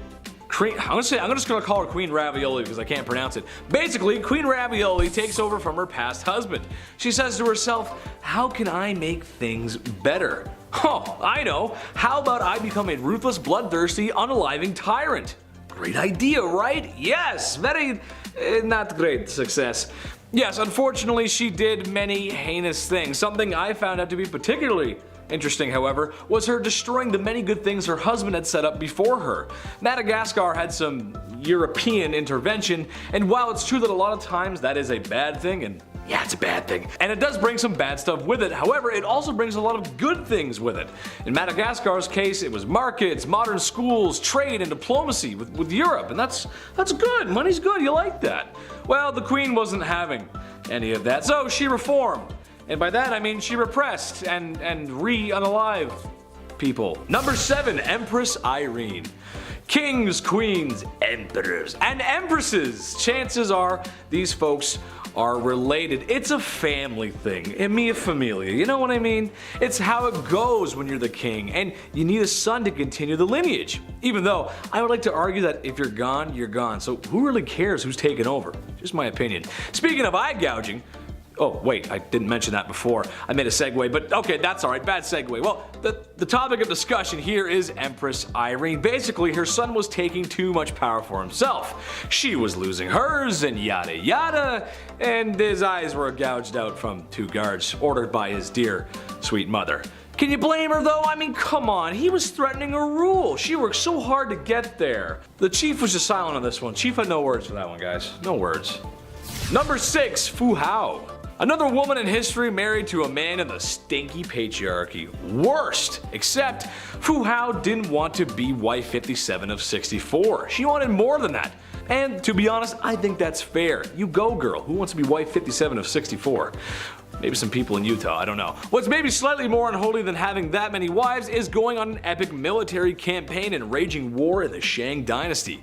A warrior queen, if you will. We know some of this history based on her tomb, as she was buried with ceremonial weapons, knives, blades, swords, some dogs, some human sacrifices, gold, money, jade, and lots of other valuable goodies. Just makes you want to loot all the stuff in there, doesn't it? I mean, jade's pretty cool. This was a common practice amongst male warriors back then, but you know what? Good for her and all that unaliving. Way to go, sister. I like it. Very nice. Okay. Number 5, Tamiris. Honestly, every time I face her in Civilization 6, it just ends badly. I'll spend a few turns building my economy or maybe organizing some troops, and I look back over at her cities and she's already amassed a massive army and is ahead in science. Yeah, I'm not the best Civ 6 player, but sheesh lady, come on, give me a break. This probably has something to do with her real life counterpart. Tamiris was a woman who lost her son to Cyrus the Great. So she said to herself, I don't know what's so great about this Cyrus guy. There's a Trailer Park Boys reference in there somewhere. Just imagine Ricky telling Cyrus off. I don't know, you gotta find it. Basically, after losing her son, she gathered the troops and commenced battle. The almighty Cyrus met his end, which, given how the way women were treated back then, probably didn't go over too well with PR. Yeah, she got her revenge though. Number 4, the Trung sisters. The Trung sisters are double trouble. You're getting 2 queens at once here. China was being down bad and trying to conquer some things that maybe they shouldn't have. Naughty, no. The Trung sisters came to answer the call. These girls are actually revered as heroes still today in Vietnam. But what they were able to do for so long was very impressive. China had a very impressive army, no surprise there, and Vietnam was a much smaller country, or kingdom I guess you'd say, and their army was not as impressive. But the sisters managed to hold them off for 3 years. 3 years with their forces. That is crazy good. That is very impressive, and perhaps a lot of bloodshed too. Sadly, the sisters waded off into the waters before they could be captured, because after that long fighting, I wouldn't want to be captured either. Number 3, Grace O'Malley. Avasi landlubbers, ye be looking for Grace O'Malley. Well then ye come to the right place, sir. Thank you, thank you. That is my private impression. I will be here all week. Bad impressions aside, Grace O'Malley wasn't a traditional queen, to be fair, but what she didn't have in regular queen qualities, she did make up for that in being a badass pirate. Nice. This is another one where I'm gonna ask Hollywood for a movie, please. Irish pirate queen? Come on guys, that's just a movie begging to be made. Grace O'Malley was a fierce pirate from the age of 11 and a wise woman who ruled the seas after her father's passing. I don't really have much to say after that, to be honest. I'll just wait for Hollywood to make their move. And maybe you can cast me in there. And I can put on some long red hair and some boots, and I could swim and just put the red hair on me right now. I just look so good. Number 2, Queen Victoria. Okay, hear me out on this one. This one has more to do with their lineage per se than her, but it's her somewhat to blame. Okay, so Tsar Nicholas II of Russia, King George V of Britain, and Wilhelm Kaiser II of Germany were all first cousins. Their grandma was Queen Victoria. What? I know, right? Isn't that weird? Yeah, it's weird. Imagine how crazy your bloodline has to be for that. And, you know, the fact that during World War I, all 3 of these cousins were at war with each other. I mean, that's just insane. I mean, families fight, sure, but come on, man. Get the mustard gas off the table, bro. Come on. That's cheap. Just don't. Number 1, my mom. My mom. I love her so much. She's the best. But man, sometimes, she's so unfair. I had to do chores when I was a kid, and I had to put down the toilet seat, and worst of all, she made me put the lid of toothpaste back in the tube when I was done with it. Ugh! I mean, come on, right? Not like she ever did anything for me, like birth me, feed me, raise me, clothe me, and love me unconditionally. And now I gotta make my bed? Oh, this is the worst day ever! I'm sure no other cute boy with blue eyes like me ever had this problem. Ugh! Okay, comment reading time. We got a comment from Captain America. He said, "Your impressions are hilarious. Keep up the great work, sir." Thank you very much, Captain America, and thank you and all the Avengers for the good work that you do. Thank you to Iron Man. He's a cool guy. I like him. And Spider-Man. Tell Spider-Man I said hello. Thank you, Captain America. Nick Perlberg said, "As a fellow big guy, I appreciate you, Chetty." Oh, I bow to you, sir. I bow to any other large gentleman, portly sir out there. Thank you so much for watching. I appreciate that. Thank you so much. Wow, that's so nice. Jelly Helma says, "Crazy. I was crazy once. They locked me in a little white room. I liked it there. I died there. They buried me where the flowers grow. One grew down and tickled my nose. It almost drove me crazy. Crazy. I was crazy once." Ha, guys, that's good. Very nice. I like. And finally, we have Curious Man. Curious Man said, "Worst job ever, shoveling concrete in July in Fargo, North Dakota. Runner-up, plastic pipe butt welder in an unair-conditioned steel building in July in Fargo, North Dakota." Yeah, that is not fun, dude. That was from the video when I asked worst jobs ever. Yeah, that is not fun. Sweating. I used to work in a garden center, and man, it had no air conditioning and 40-degree weather. As you can imagine, Chetty did not do too well there. I was sweating quite. Had to change my shirts a couple times. You know what I'm saying? Number 10, Elizabeth I. Good old Queen Bess is one of the most remembered queens in the British monarchy, male or female. She's a pretty big deal. Elizabeth loved to make her fellow male nobles fall under her spell. She was witty, cunning, and very well liked by her court. However, one of the things that earned her some enemies was establishing a Protestant England. Her sister Mary, her predecessor, fought very hard for the opposite. She was very Catholic, and we will get to how bloody that was later, but Queen Bess a lot of people off, especially Spain. She was supposed to marry the Catholic Spanish king after her sister passed, but she turned him down. This led to a conflict between Protestant England and Catholic Spain, but her navy defeated the Spanish Armada in 1588. Mary, Queen of Scots, laid claim to the English throne and was one of Lizzie's greatest internal threats. Mary was a Catholic, which made all the Catholics of England back her. Mary was also presumed to be behind several assassination attempts against the Queen. Finally, Queen Elizabeth had to take action, and after keeping her cousin hostage for 20 years, she finally had to have her executed. And we'll talk more about her later. Number 9, Catherine the Great. So Catherine the Great was called the Great for a reason. She was a pretty epic woman by most accounts. She even had one of the first vaccines, which is pretty crazy. Though she wasn't actually born in Russia or even Russian at all, Catherine was not content to go down in history quietly. She considered herself an enlightened ruler, and history tends to agree, with aims of prioritizing education for the people. She had many lovers, and there is enough evidence to suggest that the son she had was illegitimate.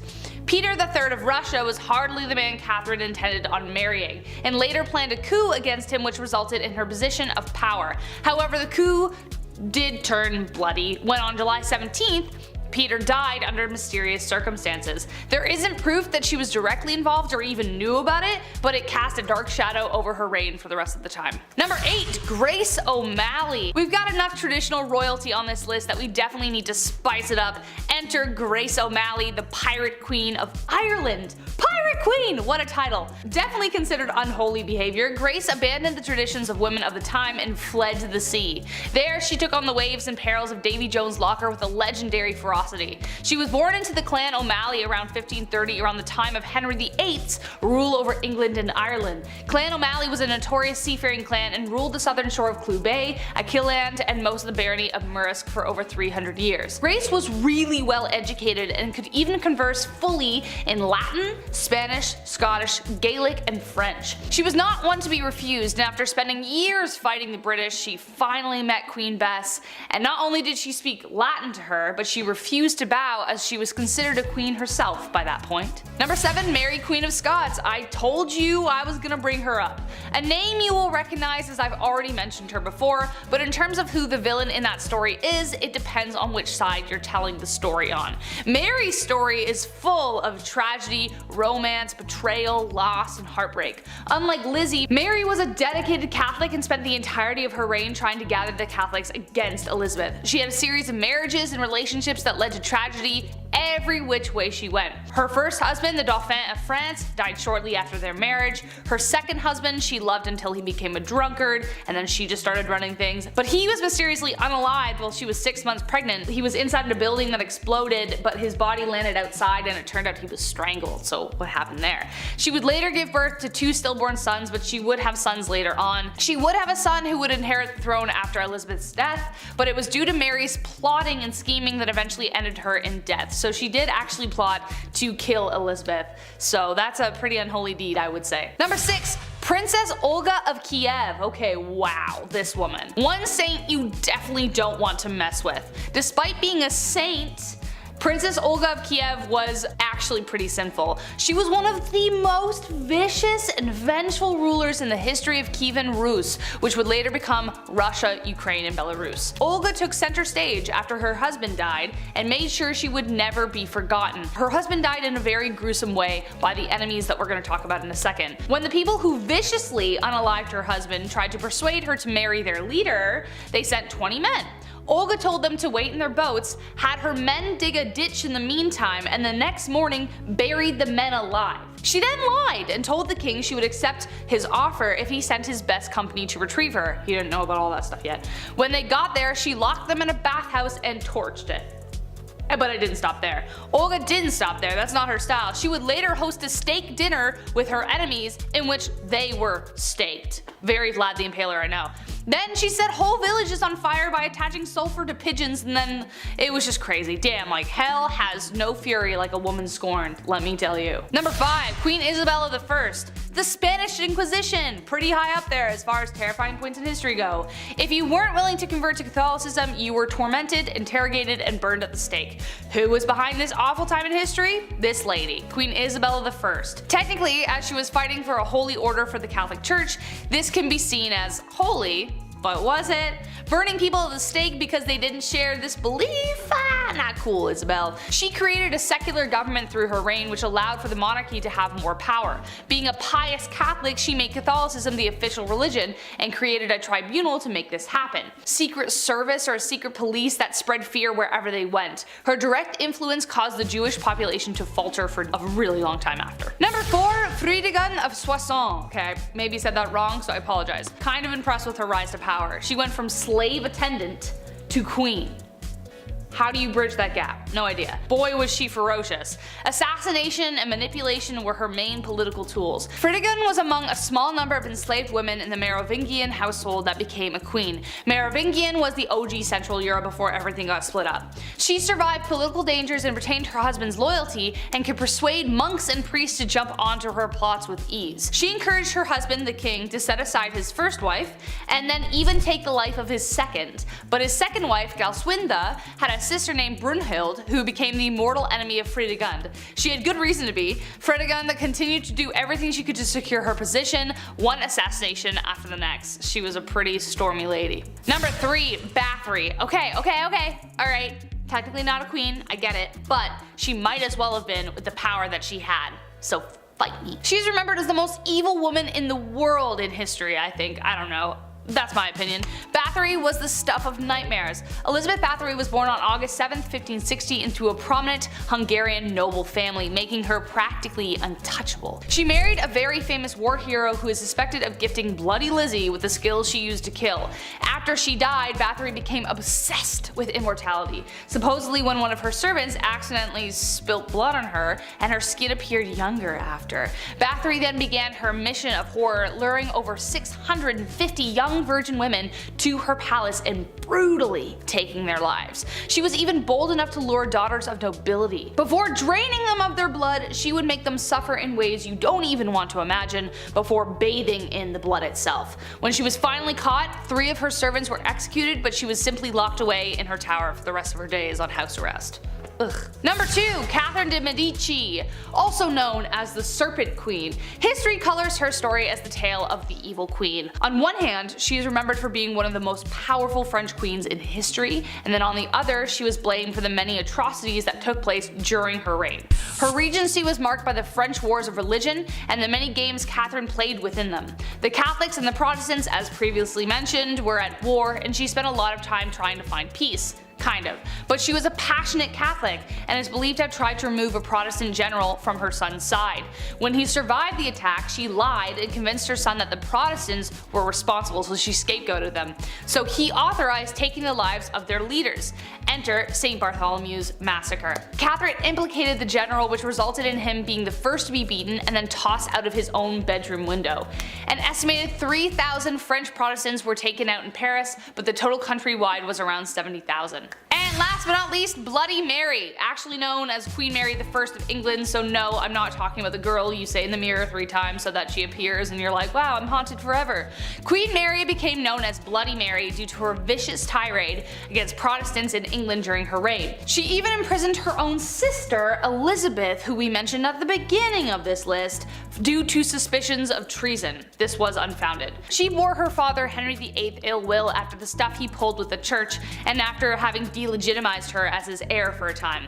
After Mary took the throne and married the Catholic King of Spain, she began carrying out her plan for England to become Catholic once again. In 1555, she revived England's heresy laws and began burning offenders at the stake, starting with her father's longtime advisor, Thomas Cranmer, the Archbishop of Canterbury. She burned over 300 convicted heretics, most of them being common citizens, and dozens more died in prison, hence giving her the name of Bloody Mary. Kicking off the list at number 10, Heart of Glass. Alexandria of Bavaria, the royal who believed she had swallowed a grand piano made of glass.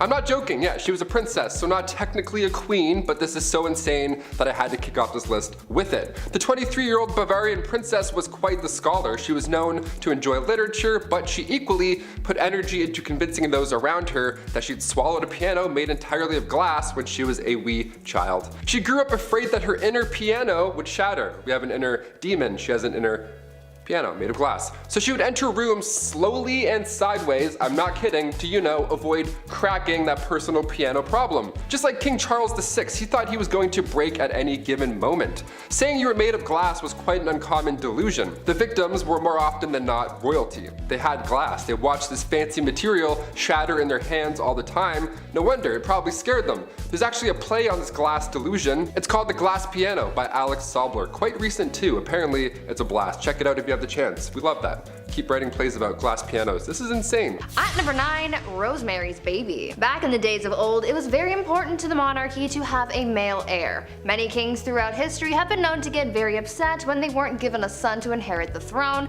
and they put a lot of pressure on their wives to give them a boy. Why? I don't know. Boys kinda stuck. Anyway, this probably drove a lot of people crazy, but there is at least one confirmed case of crazy baby fever from Maria Eleonora. She kept trying to have a baby, but when she finally got pregnant, everyone was hoping for a boy. Unfortunately, the odds weren't in her favor and she gave birth to a little girl instead. People knew that Maria would get absolutely triggered upon learning of her baby's gender, so they kept it a secret from her as long as they could, but eventually they had to tell her and Maria was pissed. She really went looking for that receipt to return that baby and get a refund or at least a store credit. When she found out the baby was a girl, the queen reacted by saying, quote, "Instead of a son, I am given a daughter, dark and ugly with a great nose and black eyes. Take her from me, I will not have such a monster." End quote. Like damn, tell her how you really feel. After that, mysterious things started happening to this baby, like a wooden beam mysteriously falling into the baby's crib and somehow accidentally falling down the stairs. Even the nurse once dropped the poor kid onto the stone floor. Like, I get it, you're disappointed, but that's still your kid, and a lot of people aren't given that privilege, so be grateful for your spawn. Number 8, dirty talk. Going back to the 15th century to Queen Isabella of Spain, now it's not uncommon for queens to brag, be it about their wealth, status, their mans, you name it. But to brag that you've only bathed twice in your life, that's a bit odd. What's the deal with this? Okay, well back in 537 AD, Rome had 11 aqueducts that ran over about 1,000 public fountains, okay? Over 900 bathhouses included. It was quite important, but when invading Goths cut them off, the Catholic Church literally had no idea how to fix the problem.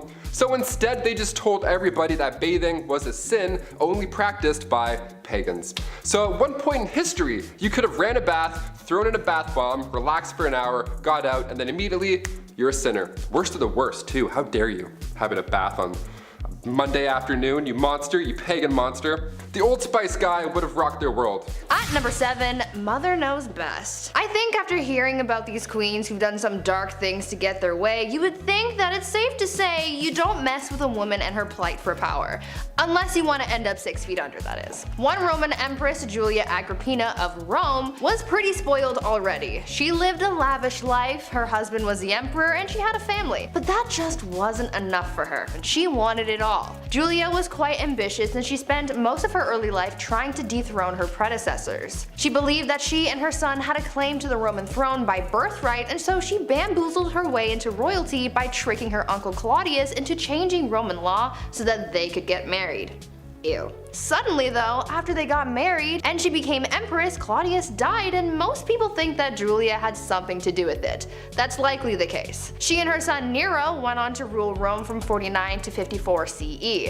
Julia stayed by her son's side for as long as she could so that she could hold on to her power, but eventually Nero got tired of his mother manipulating him and he had her forced out of power. Julia, as you could imagine, was furious because power was the one thing in the world that she desired most, and so she rallied a group of supporters to try and overthrow her son, but the plans backfired and she was expelled instead. Talk about ambition getting the best of you. Number 6. We are family. The last queen of Madagascar. Queen Ranavalona was one of the worst. She was born in 1788 and she ruled over the kingdom for 33 years. She was so cruel and violent that she would often choose violence first in order to preserve independence over the island. She's known as the most ruthless queen in history. After the death of her husband, she just went mad with that new power. In the late 1700s, her king brought peace to the land, but of course there were traditionalists who opposed him. The king's uncle at one point tried to take him out, but a local warned the king. That king repaid the local by adopting his daughter, Ranavalona, to marry his son, Prince Radama. Now, when her prince was alive, they didn't get along at all. And then come 1810, the king passed away, giving Ranalova the promotion of a lifetime. It's also theorized that she poisoned him too, so that's horrible. Ranalova kept away the advances of the French and the British and left bodies of those who tried to attack out for display on the beach. Lovely, like bobbleheads. In 1845, Queen Ranavalona ordered 50,000 subjects to build roads across the jungle for 4 months straight for this massive buffalo hunt. Well, 10,000 of those poor souls died of starvation and exhaustion, and also not one buffalo was hunted, nor seen. Great plan. At number 5, Queen Batman. Batman.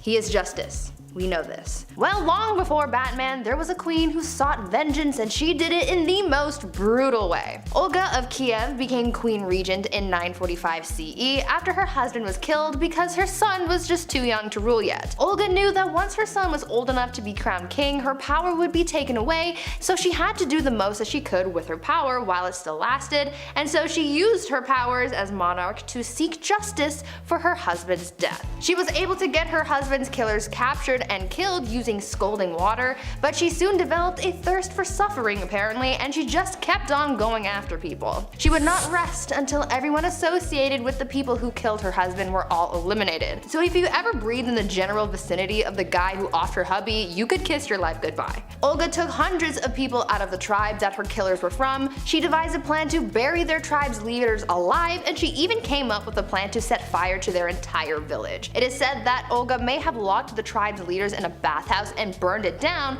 but we don't know for sure. All we know is that she definitely was not okay. Number 4, no crust. This next one, honestly, I stand by. I see no wrong here. Queen Elizabeth II, still rocking to this day. She's been known for a few funny, quirky queen things. Like one of my favorites, for example, she has somebody on payroll who breaks in new shoes for the queen. Every time I buy Vans, my ankle always does that little foot rub. If only I were a queen, damn it. But we're talking about unusual things here, and one of the weirdest things I've ever heard is that the queen has refused crust on her sandwiches. This has been a no-go for about 150 years. It's not recent at all. You might be thinking, oh, maybe she's old, she can't chew her jawbones. Nope. Way back. This goes way back for no reason. Right around the time of Queen Victoria and her husband Albert. They viewed anything square-shaped as bad luck because it looked like a coffin. I've never thought about death while eating grilled cheese, but now I definitely will. Thank you. This must be a pretty scary job, cutting the crust off the queen's bread. My hands would be shaking the entire time. Also, diagonal or down the middle? Let us know. There's only one right answer. At number 3, Evil Empress. This next empress is pretty similar to Olga of Kiev, whom I talked about earlier. Empress Wu Zetian also had a thirst for blood and suffering, but not towards people who have necessarily wronged her. You see, when she came into power, she was determined to keep that power by any means necessary, so she had all of her rivals killed. So anyone who could possibly overthrow her or come for her seat on the throne was eliminated. The empress ordered the execution of the previous empress as well as members of her own family, including her own newborn daughter. She didn't want to risk anyone taking away her power, including her own offspring apparently. She didn't hold back on the methods of eliminating her rivals either. Yeah, sure, she could have just done a 1-2 stabby stabby and called it a day, but that's no fun. Instead, she had people poisoned, strangled, mutilated, or even burned or boiled alive. Good soup. Eventually, she retired from her part-time job of sending people back to their maker and started spending more time with her lovers and getting addicted to aphrodisiacs. People weren't quick to forget about all that bloodshed though, and so to get back at her, they had all of her lovers killed and the empress was exiled. She got a little too greedy and karma came back with a vengeance. Number 2, Ice Palace. If you're a fan of the film Frozen, this next one is gonna get you jazzed right up. Anna Ivanova, the Empress of Russia from 1730 to 1740. Okay, so in celebration over their victory with the Ottoman Empire, Anna gave the order to build an ice house, this massive ice palace. Best place to cool down if you ask me.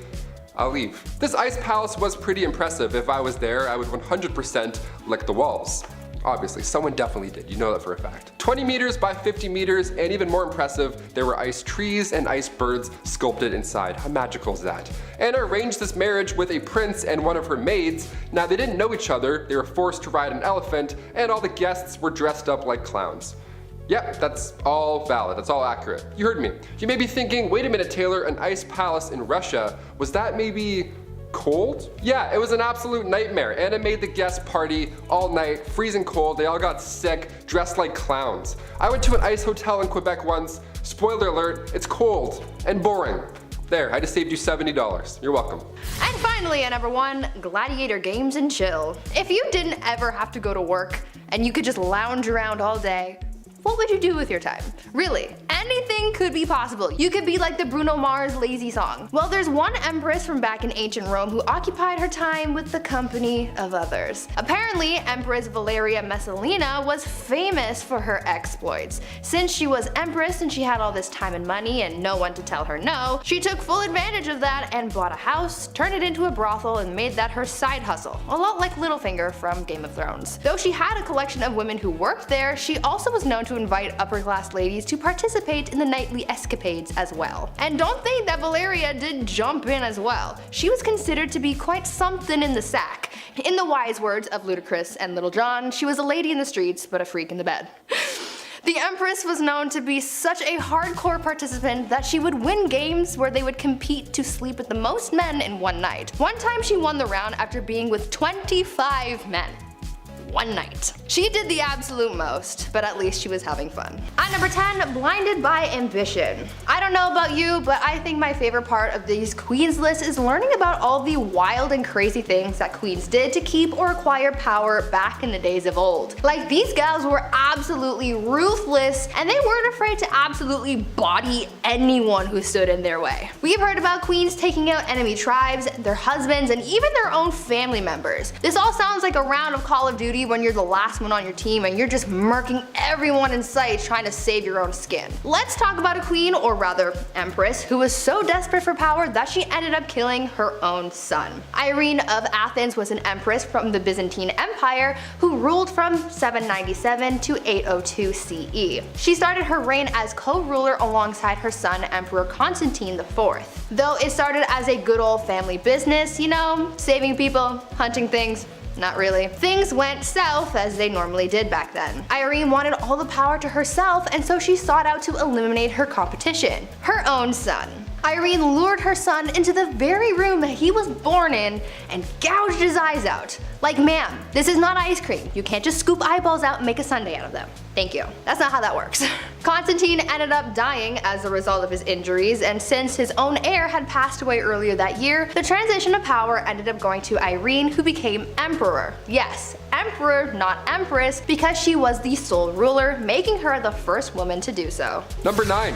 Topless duels. Yeah, you heard me. Hungarian Princess Pauline von Metternich was married to Prince Clemens, but she was born in 1836 and she had to marry her uncle when she was 20 years old. So, surprise, surprise, she was unhappy. Who knew? Weird, right? Since the marriage began, her husband was involved in numerous affairs. He liked going after actresses or singers, anyone glamorous or hot or cool. He barely paid any attention to her. That is until, you know, she started to have fun, live a life maybe. Yeah, once she got over this gross prince, she had a great time. She drank, she smoked, she partied, she defied convention, but most notably, her duel in the summer of 1892. She challenged another royal, a countess of the matter, to a duel in nothing but a corset. Now to this day, it's not yet determined who exactly won this duel, this corset poke off, but a princess dueling in the dark after some drinks, that should be a musical, not Frozen. Get out of here. At number 8, no side bays. A bad relationship can really mess you up. Anyone who's been through a bad breakup can tell you that. Not as many people carried that pain with them as much as Catherine de Medici did back in the day. Her didn't even begin to describe how she felt, and she really embodied the pain that she was feeling after having her heart broken. She basically turned into the type of person that was like, if I'm not happy, no one else is gonna be happy either. Catherine's husband, Henry II of France, had a mistress, and Catherine was well aware of it. They had been having an affair for basically the whole time Catherine was married to Henry, and he loved his mistress more than he ever loved his wife. When Henry was on his deathbed, his final request was to see his mistress one last time, and as a final FU to her husband, not only did she deny the mistress from visiting Henry, but she literally made him die alone with no one by his side when he kicked the bucket. On top of this hatred towards her husband though, Catherine was also an absolute B-word to her daughter as well. Catherine would fight her daughter over her romantic affairs. I guess she didn't want her daughter to be like her father. Either way, Catherine got so mad about one of her daughter's affairs that when she found out about her lover, she locked her daughter away in a castle and never saw her again. Talk about a serious grudge. Number 7. 2 for 1. When you're deemed the most beautiful woman in all the realm of England and the most loving, well, odds are you're going to need 2 husbands. All that love to give, it only makes sense. Joan of Kent was named as such, and at the age 12, so gross, she was married for the first time. She fell in love with a knight named Thomas Holland. Yeah, she dated Tom Holland, the knight Spider-Man guy. That's great. He was 26 and she was 12, still gross, but they got married in secret. She knew her parents wouldn't be on board. He was broke, and yeah, he was also 26, so for obvious reasons, it had to be a little hush-hush. Even in royal standard, that's a bit odd. After the wedding, Thomas had to go off to war, and he wasn't gone for too long before, well, she remarried. The son of the Earl of Salisbury slid into her DMs, and Joan thought Tom Holland's Spider-Knight was dead. Well, Thomas returned, like he did in Endgame, but there were legal issues now. Ultimately, Joan and Thomas got together and had 4 children, but after Thomas did die, Joan became the first ever Princess of Wales. So if you love someone, just, you know, marry them. Even if the other person's still just over there, just marry them both, see what happens.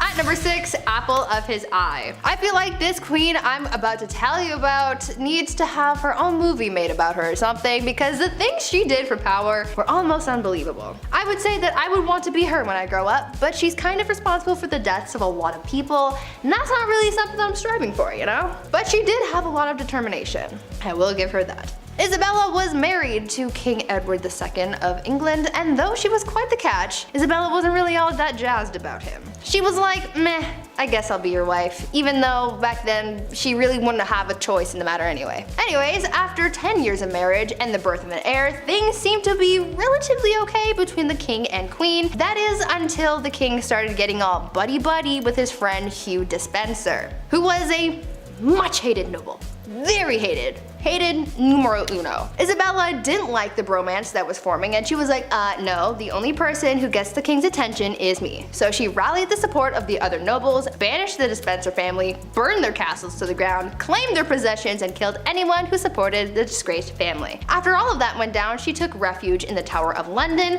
where she met a prisoner whom she smuggled to France. Then she got her husband to bring their son to France. And from there, with the support of the nobles and the common people, she was able to defeat her husband and the Despensers, and became Queen Regent until her son Edward III came of age to become king. After all of that, she finally got her way. I hope she slept well that night, because she did the most. Number 5. rebel princess. Princess Leia wasn't the only rebel, okay? Princess Margaret partied with rock stars during the 60s. The Queen's younger sister was known as the rebel princess. She was seen for years and years as this, well, bad.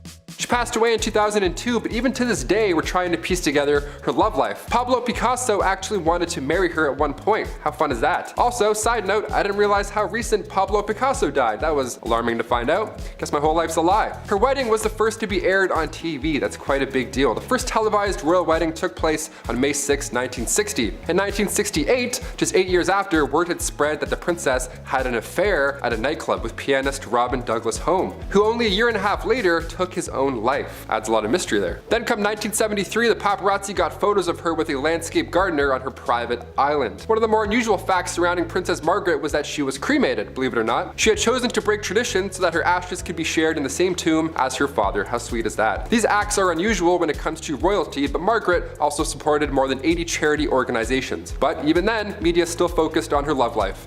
Classic. Keep it up. At number 4, Warrior Queen. Let's talk about Queen Rani Lakshmi Bai and how she became known as India's Joan of Arc. Rani was a fighter her whole life. She was raised to be a warrior and was taught how to fight. She even shared her skills with other women, teaching them the same fighting skills at a young age. She was married off to a much older man and she had a child, but she lost them both pretty early on. In need of an heir, she adopted a son and served as Queen Regent, but soon a growing conflict started, causing a lot of tension between the British East Indian Company and her people. The young queen, at just 22 years old, wanted to drive British forces out of her land, and so she organized a revolt that turned bloody very quickly. She ordered the execution of literally every British person in the region. So Bobby from down the street, dead. Mary from around the block, goner. Freddie and Harriet, the kids of that guy that you know who bought shoes off your brother, bye bye.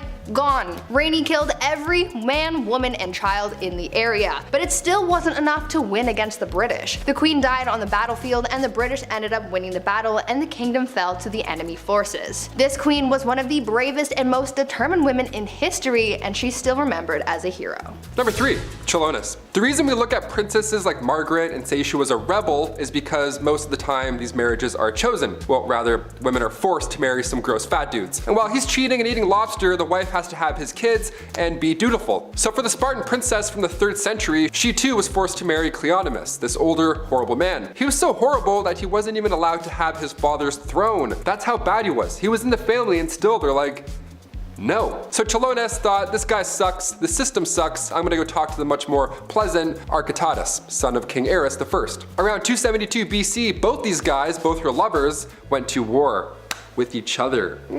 Drama. How about the tea on that? Chilonis was preparing to hang herself in case her husband won. That's horrible. Now luckily he lost, therefore the princess this time around did really live happily ever after with her other man. That's like an R-rated version of Shrek 2, what I just said. I can't believe people had to go through this in real life. That's horrible. At number 2, toxic cosmetics. The price of beauty is pretty steep. These days people spend hundreds and hundreds of dollars on makeup to make themselves feel beautiful, but back in the day makeup not only cost a pretty penny, but it also cost some serious health concerns. Cosmetics were made of a lot of questionable ingredients that you probably wouldn't find in today's products, but for people like Queen Elizabeth I, she didn't care what she was putting on her skin so long as she not only looked like a snack, but the whole damn meal. Yeah. Elizabeth had pitting in her skin from when she contracted smallpox at the age of 29, and back then, having blemished skin was a sign that God was a little cheesed with you, or that you were having some wild thoughts like thinking about the sexy time ooh. It was thought that these thoughts bubbled up from your no-no square up to your face and showed everyone that you were sinning. Anyways, to cover up the blemishes, Elizabeth wore a lot of makeup, like her version of foundation, but the ingredients were really just making things worse and not better. The foundation was made with a tincture of white lead ore, vinegar, and sometimes arsenic, hydroxide, and carbonate. To add some color back to her face after applying this pasty white mask, she'd powdered cinnabar to her lips and cheeks, but this was pretty dangerous because it contained mercury. She did this every day, and as you can imagine, it wasn't good for her health at all. Imagine absorbing all of those chemicals through your face on a daily basis. Not cute. And finally, number 1. Are you not entertained? Back in the late 1800s, the name Clara Ward would stir up a conversation. She was famous, really famous, for all the wrong reasons, of course. All it took was her bumping into a European royal and Bob's your uncle. Since birth, Clara was born into money. She didn't even need a royal husband. She was born into a wealthy industrialist family. She would sometimes visit the family mills, you know, to make it look good and kind of be like, hey, how's everyone doing? Whatever, just casual visit. But on this one casual visit, she crossed paths with the Prince of Caraman-Chimay. He was there for trade, but when he left, he brought back a wife. Carry on. Also, meet my wife. Here she is. People were freaking out, obviously. A royal marrying a common American girl. Wow, how could you? She was the talk of the town. Unlike Meghan Markle, Clara loved to show off with her newfound wealth. Some loved her and her image, but others not so much. The marriage only lasted 6 years. Clara eloped with a Hungarian musician. Then after her divorce, she had to model to make a living rather than showing off for clout. At number 10, kleptomania. If you were a queen, then you would think that you had enough money to just buy whatever your little heart desired. Though that may be true, there was at least one famous queen who just straight up stole things just because she could. Queen Mary, Queen Elizabeth's grandmother, was quite the kleptomaniac, and no matter how hard people tried to avoid having their things stolen by her, it just never worked. When the queen would visit someone's house, she would walk around looking at whatever knickknacks you had lying around, and when she found something that she liked, she would stand there and just sigh super loudly to get someone's attention. Much like how my dog used to sigh dramatically when he wanted food. Anyways, usually when someone heard the sigh, they knew that this was a sign that the queen wanted whatever she was gazing upon. Sometimes the homeowner would just give whatever it was to the queen as a gift. But if it was something that they weren't willing to part with, then she would either try to buy it off them or just straight up take it when no one was looking. This became such a big problem that people started hiding their prized possessions before hosting the queen in their home, but she eventually caught on to this strategy, so she just started showing up uninvited. She could not rest until she owned pretty much everything in the kingdom. Number 9, no time to dine.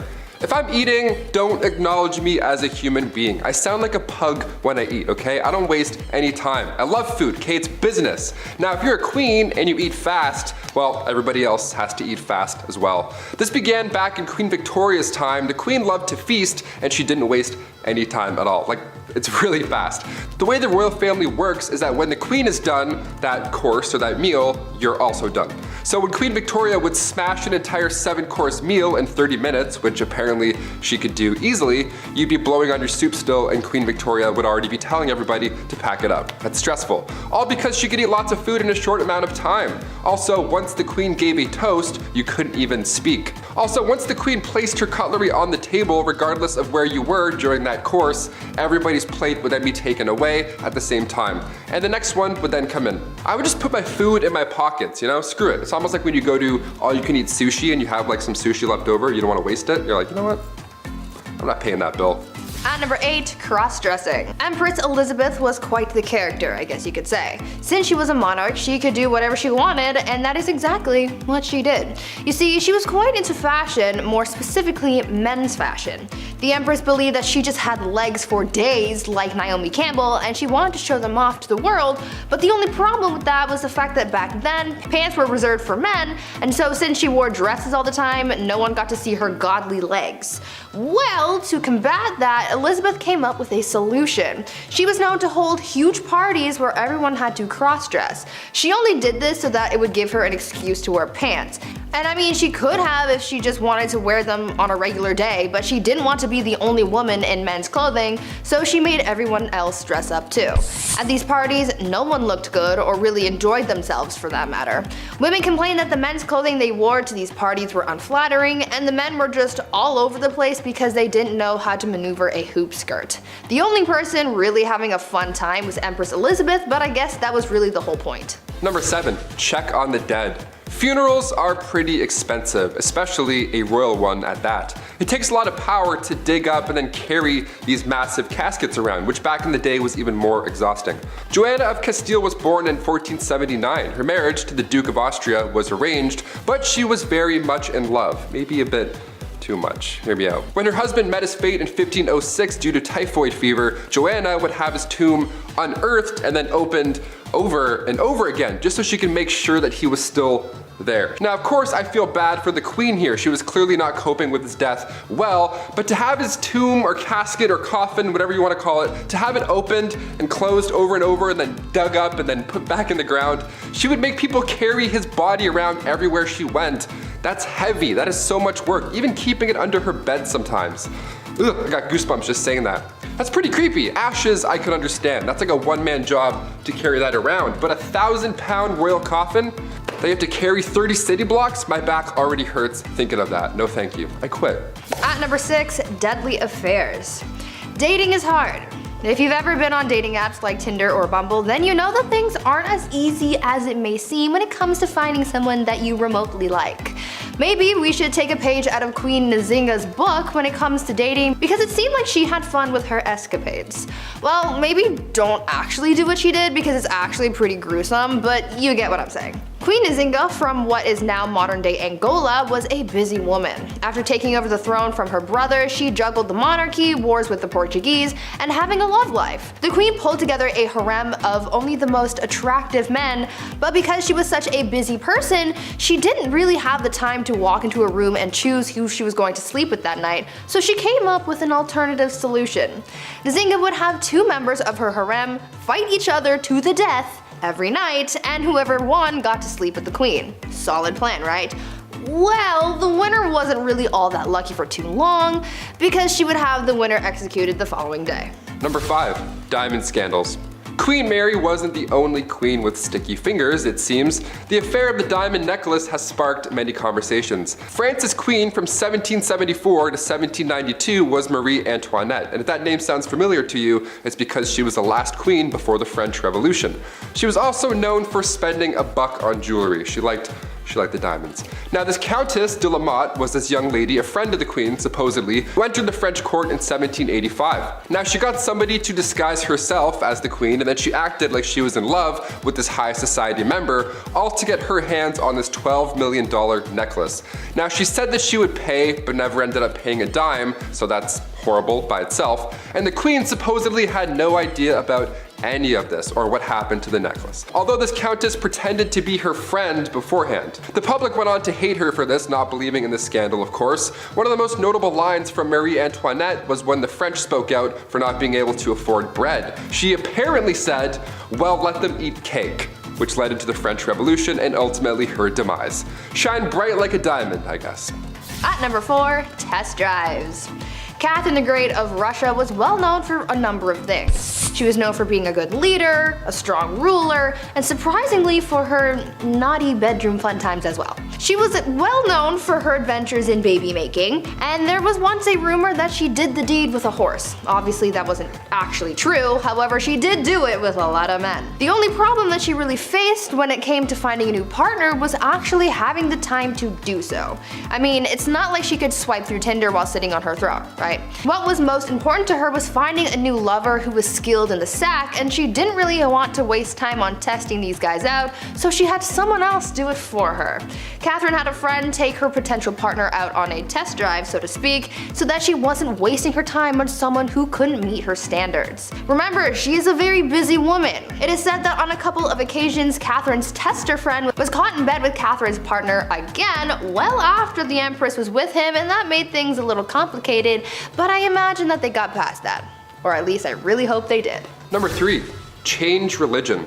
Ruling alongside the pharaoh Akhenaton from 1353 to 1336, Queen Nefertiti, aka Lady of Grace, aka the Lost Queen of Egypt, was only 15 years old when she married 16-year-old Akhenaton. Now, alongside her new young husband, she built an entirely new capital city called Amarna and ruled over what's now considered the wealthiest period in ancient Egyptian history. But when it comes to spoiled queens, or rather queens who could do anything they believe with their power, we have to mention the queen that changed Egypt's religion. Both her and her co-ruler were in a cult, the cult of the sun god Aten.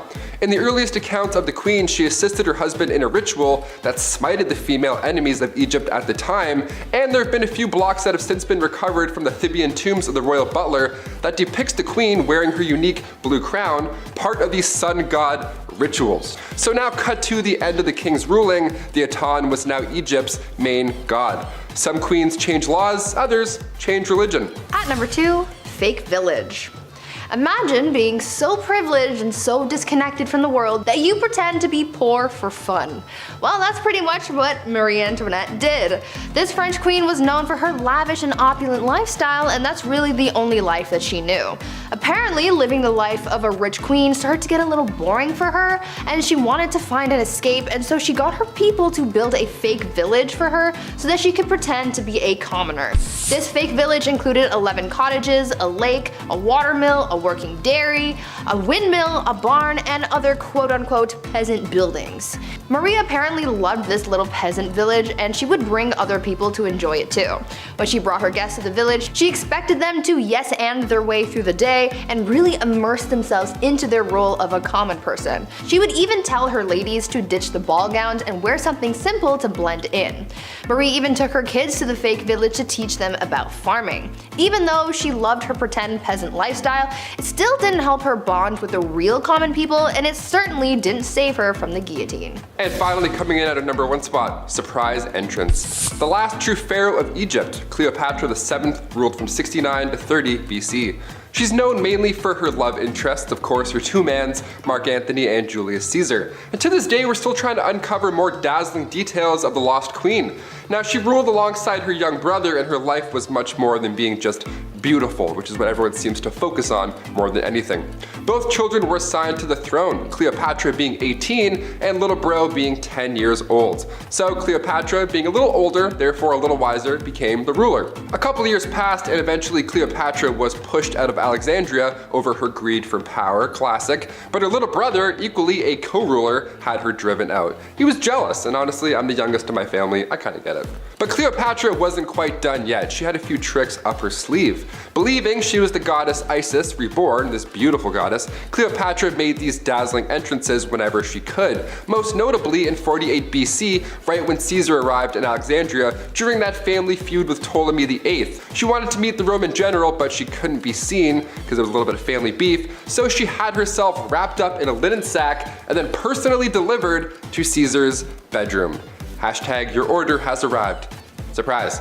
Now, she won the heart of Rome's future dictator here, obviously, and eventually she regained Egypt's throne. Her brother wasn't too fond of this alliance, and in the following battle, he drowned in the Nile River, resulting in Cleopatra's return to power. Kicking off the list at #10, the Empress of Austria. The saying wrong place at the wrong time couldn't be used more in this case.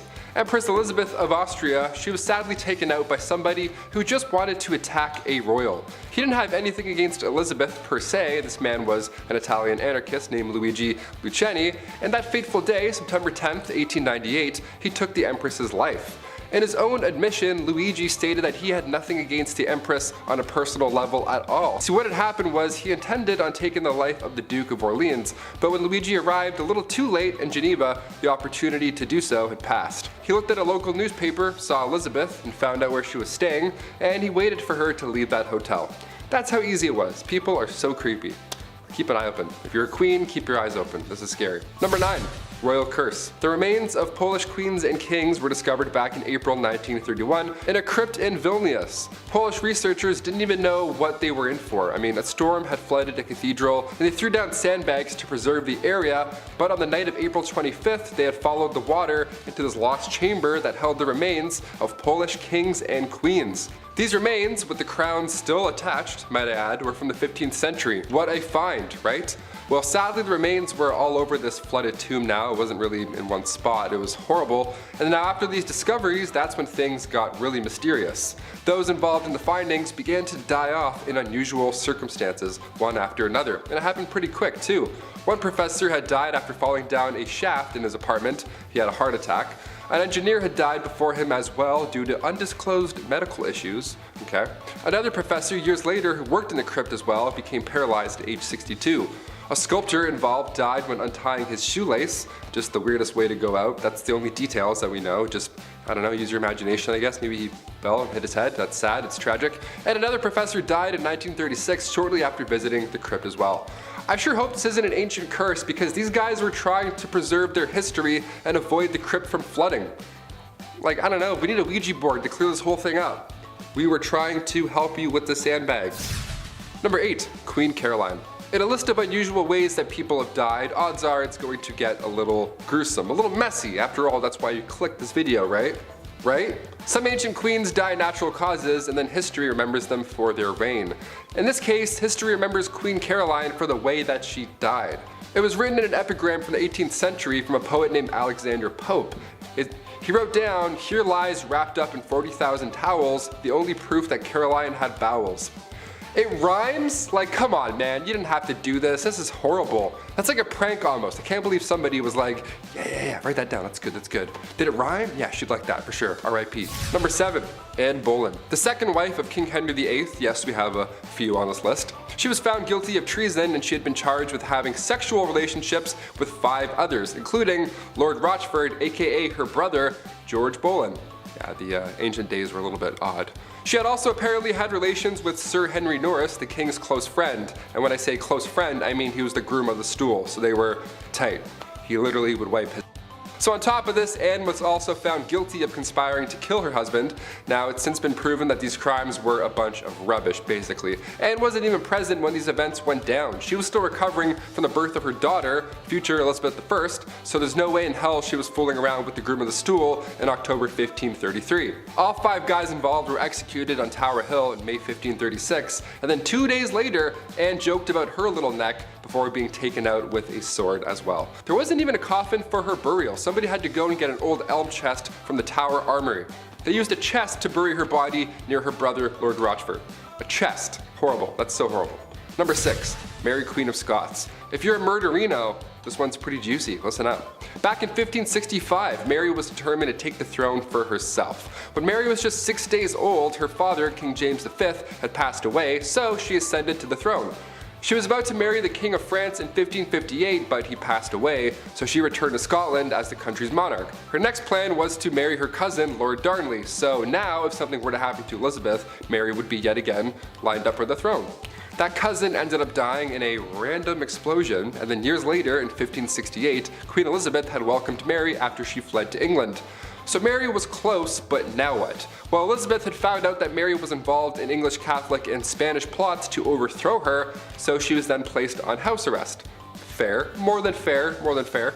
Cut to 19 years later, 1586, a letter had emerged revealing that Mary was involved in a plot to have her cousin, Queen Elizabeth I, killed. She was then sentenced to death and her head was taken off for treason. History is dark, my friends. Even if you're family, shit gets crazy. Number 5, Charlotte Augusta. Princess Charlotte Augusta of Wales lost her life in 1817, and when I say ancient, this is probably the most recent that I'll go, because I know ancient means way back. I gotcha. But I have to include this one, because as far as royals go, she was loved at this time. She ended up falling in love with Britain's Prince Leopold, but a year and a half later, she died giving birth. She was healthy at the time. She was only 21 years old when this happened. Charlotte was lined up to be the queen one day, and historical accounts say that the doctors here were at fault.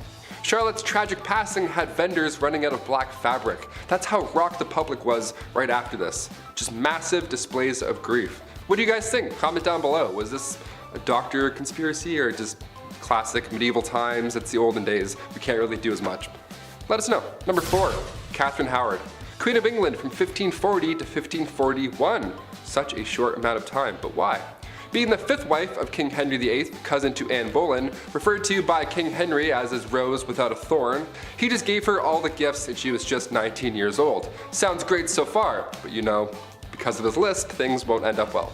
Their marriage didn't even last a year until rumors, not letters or eyewitnesses, rumors started spreading about infidelity. There was a small amount of evidence that suggested that she had been romantically involved with somebody beforehand, so a jealous mad king got jealous and mad again. Shocker. You had me at 5th wife, I don't know. She was executed for adultery and treason at the Tower Green on February 13th, 1542. Number 3, Catherine Parr. When Catherine Parr got a position in Princess Mary's house in 1542, she met King Henry VIII. She was smart. She was 30 years old, so it was a step in the right direction age-wise when it comes to these queens and King Henry.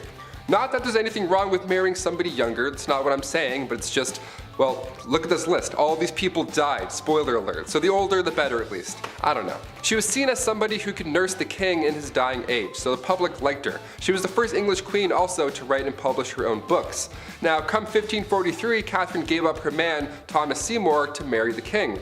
The two got married that July at Hampton Court Palace, and from that point on, her beliefs were deemed dangerous. Queen Catherine was a supporter of the English Reformation, and Catherine's religious opponents were plotting against her, and they tried to convince the king that she was dangerous.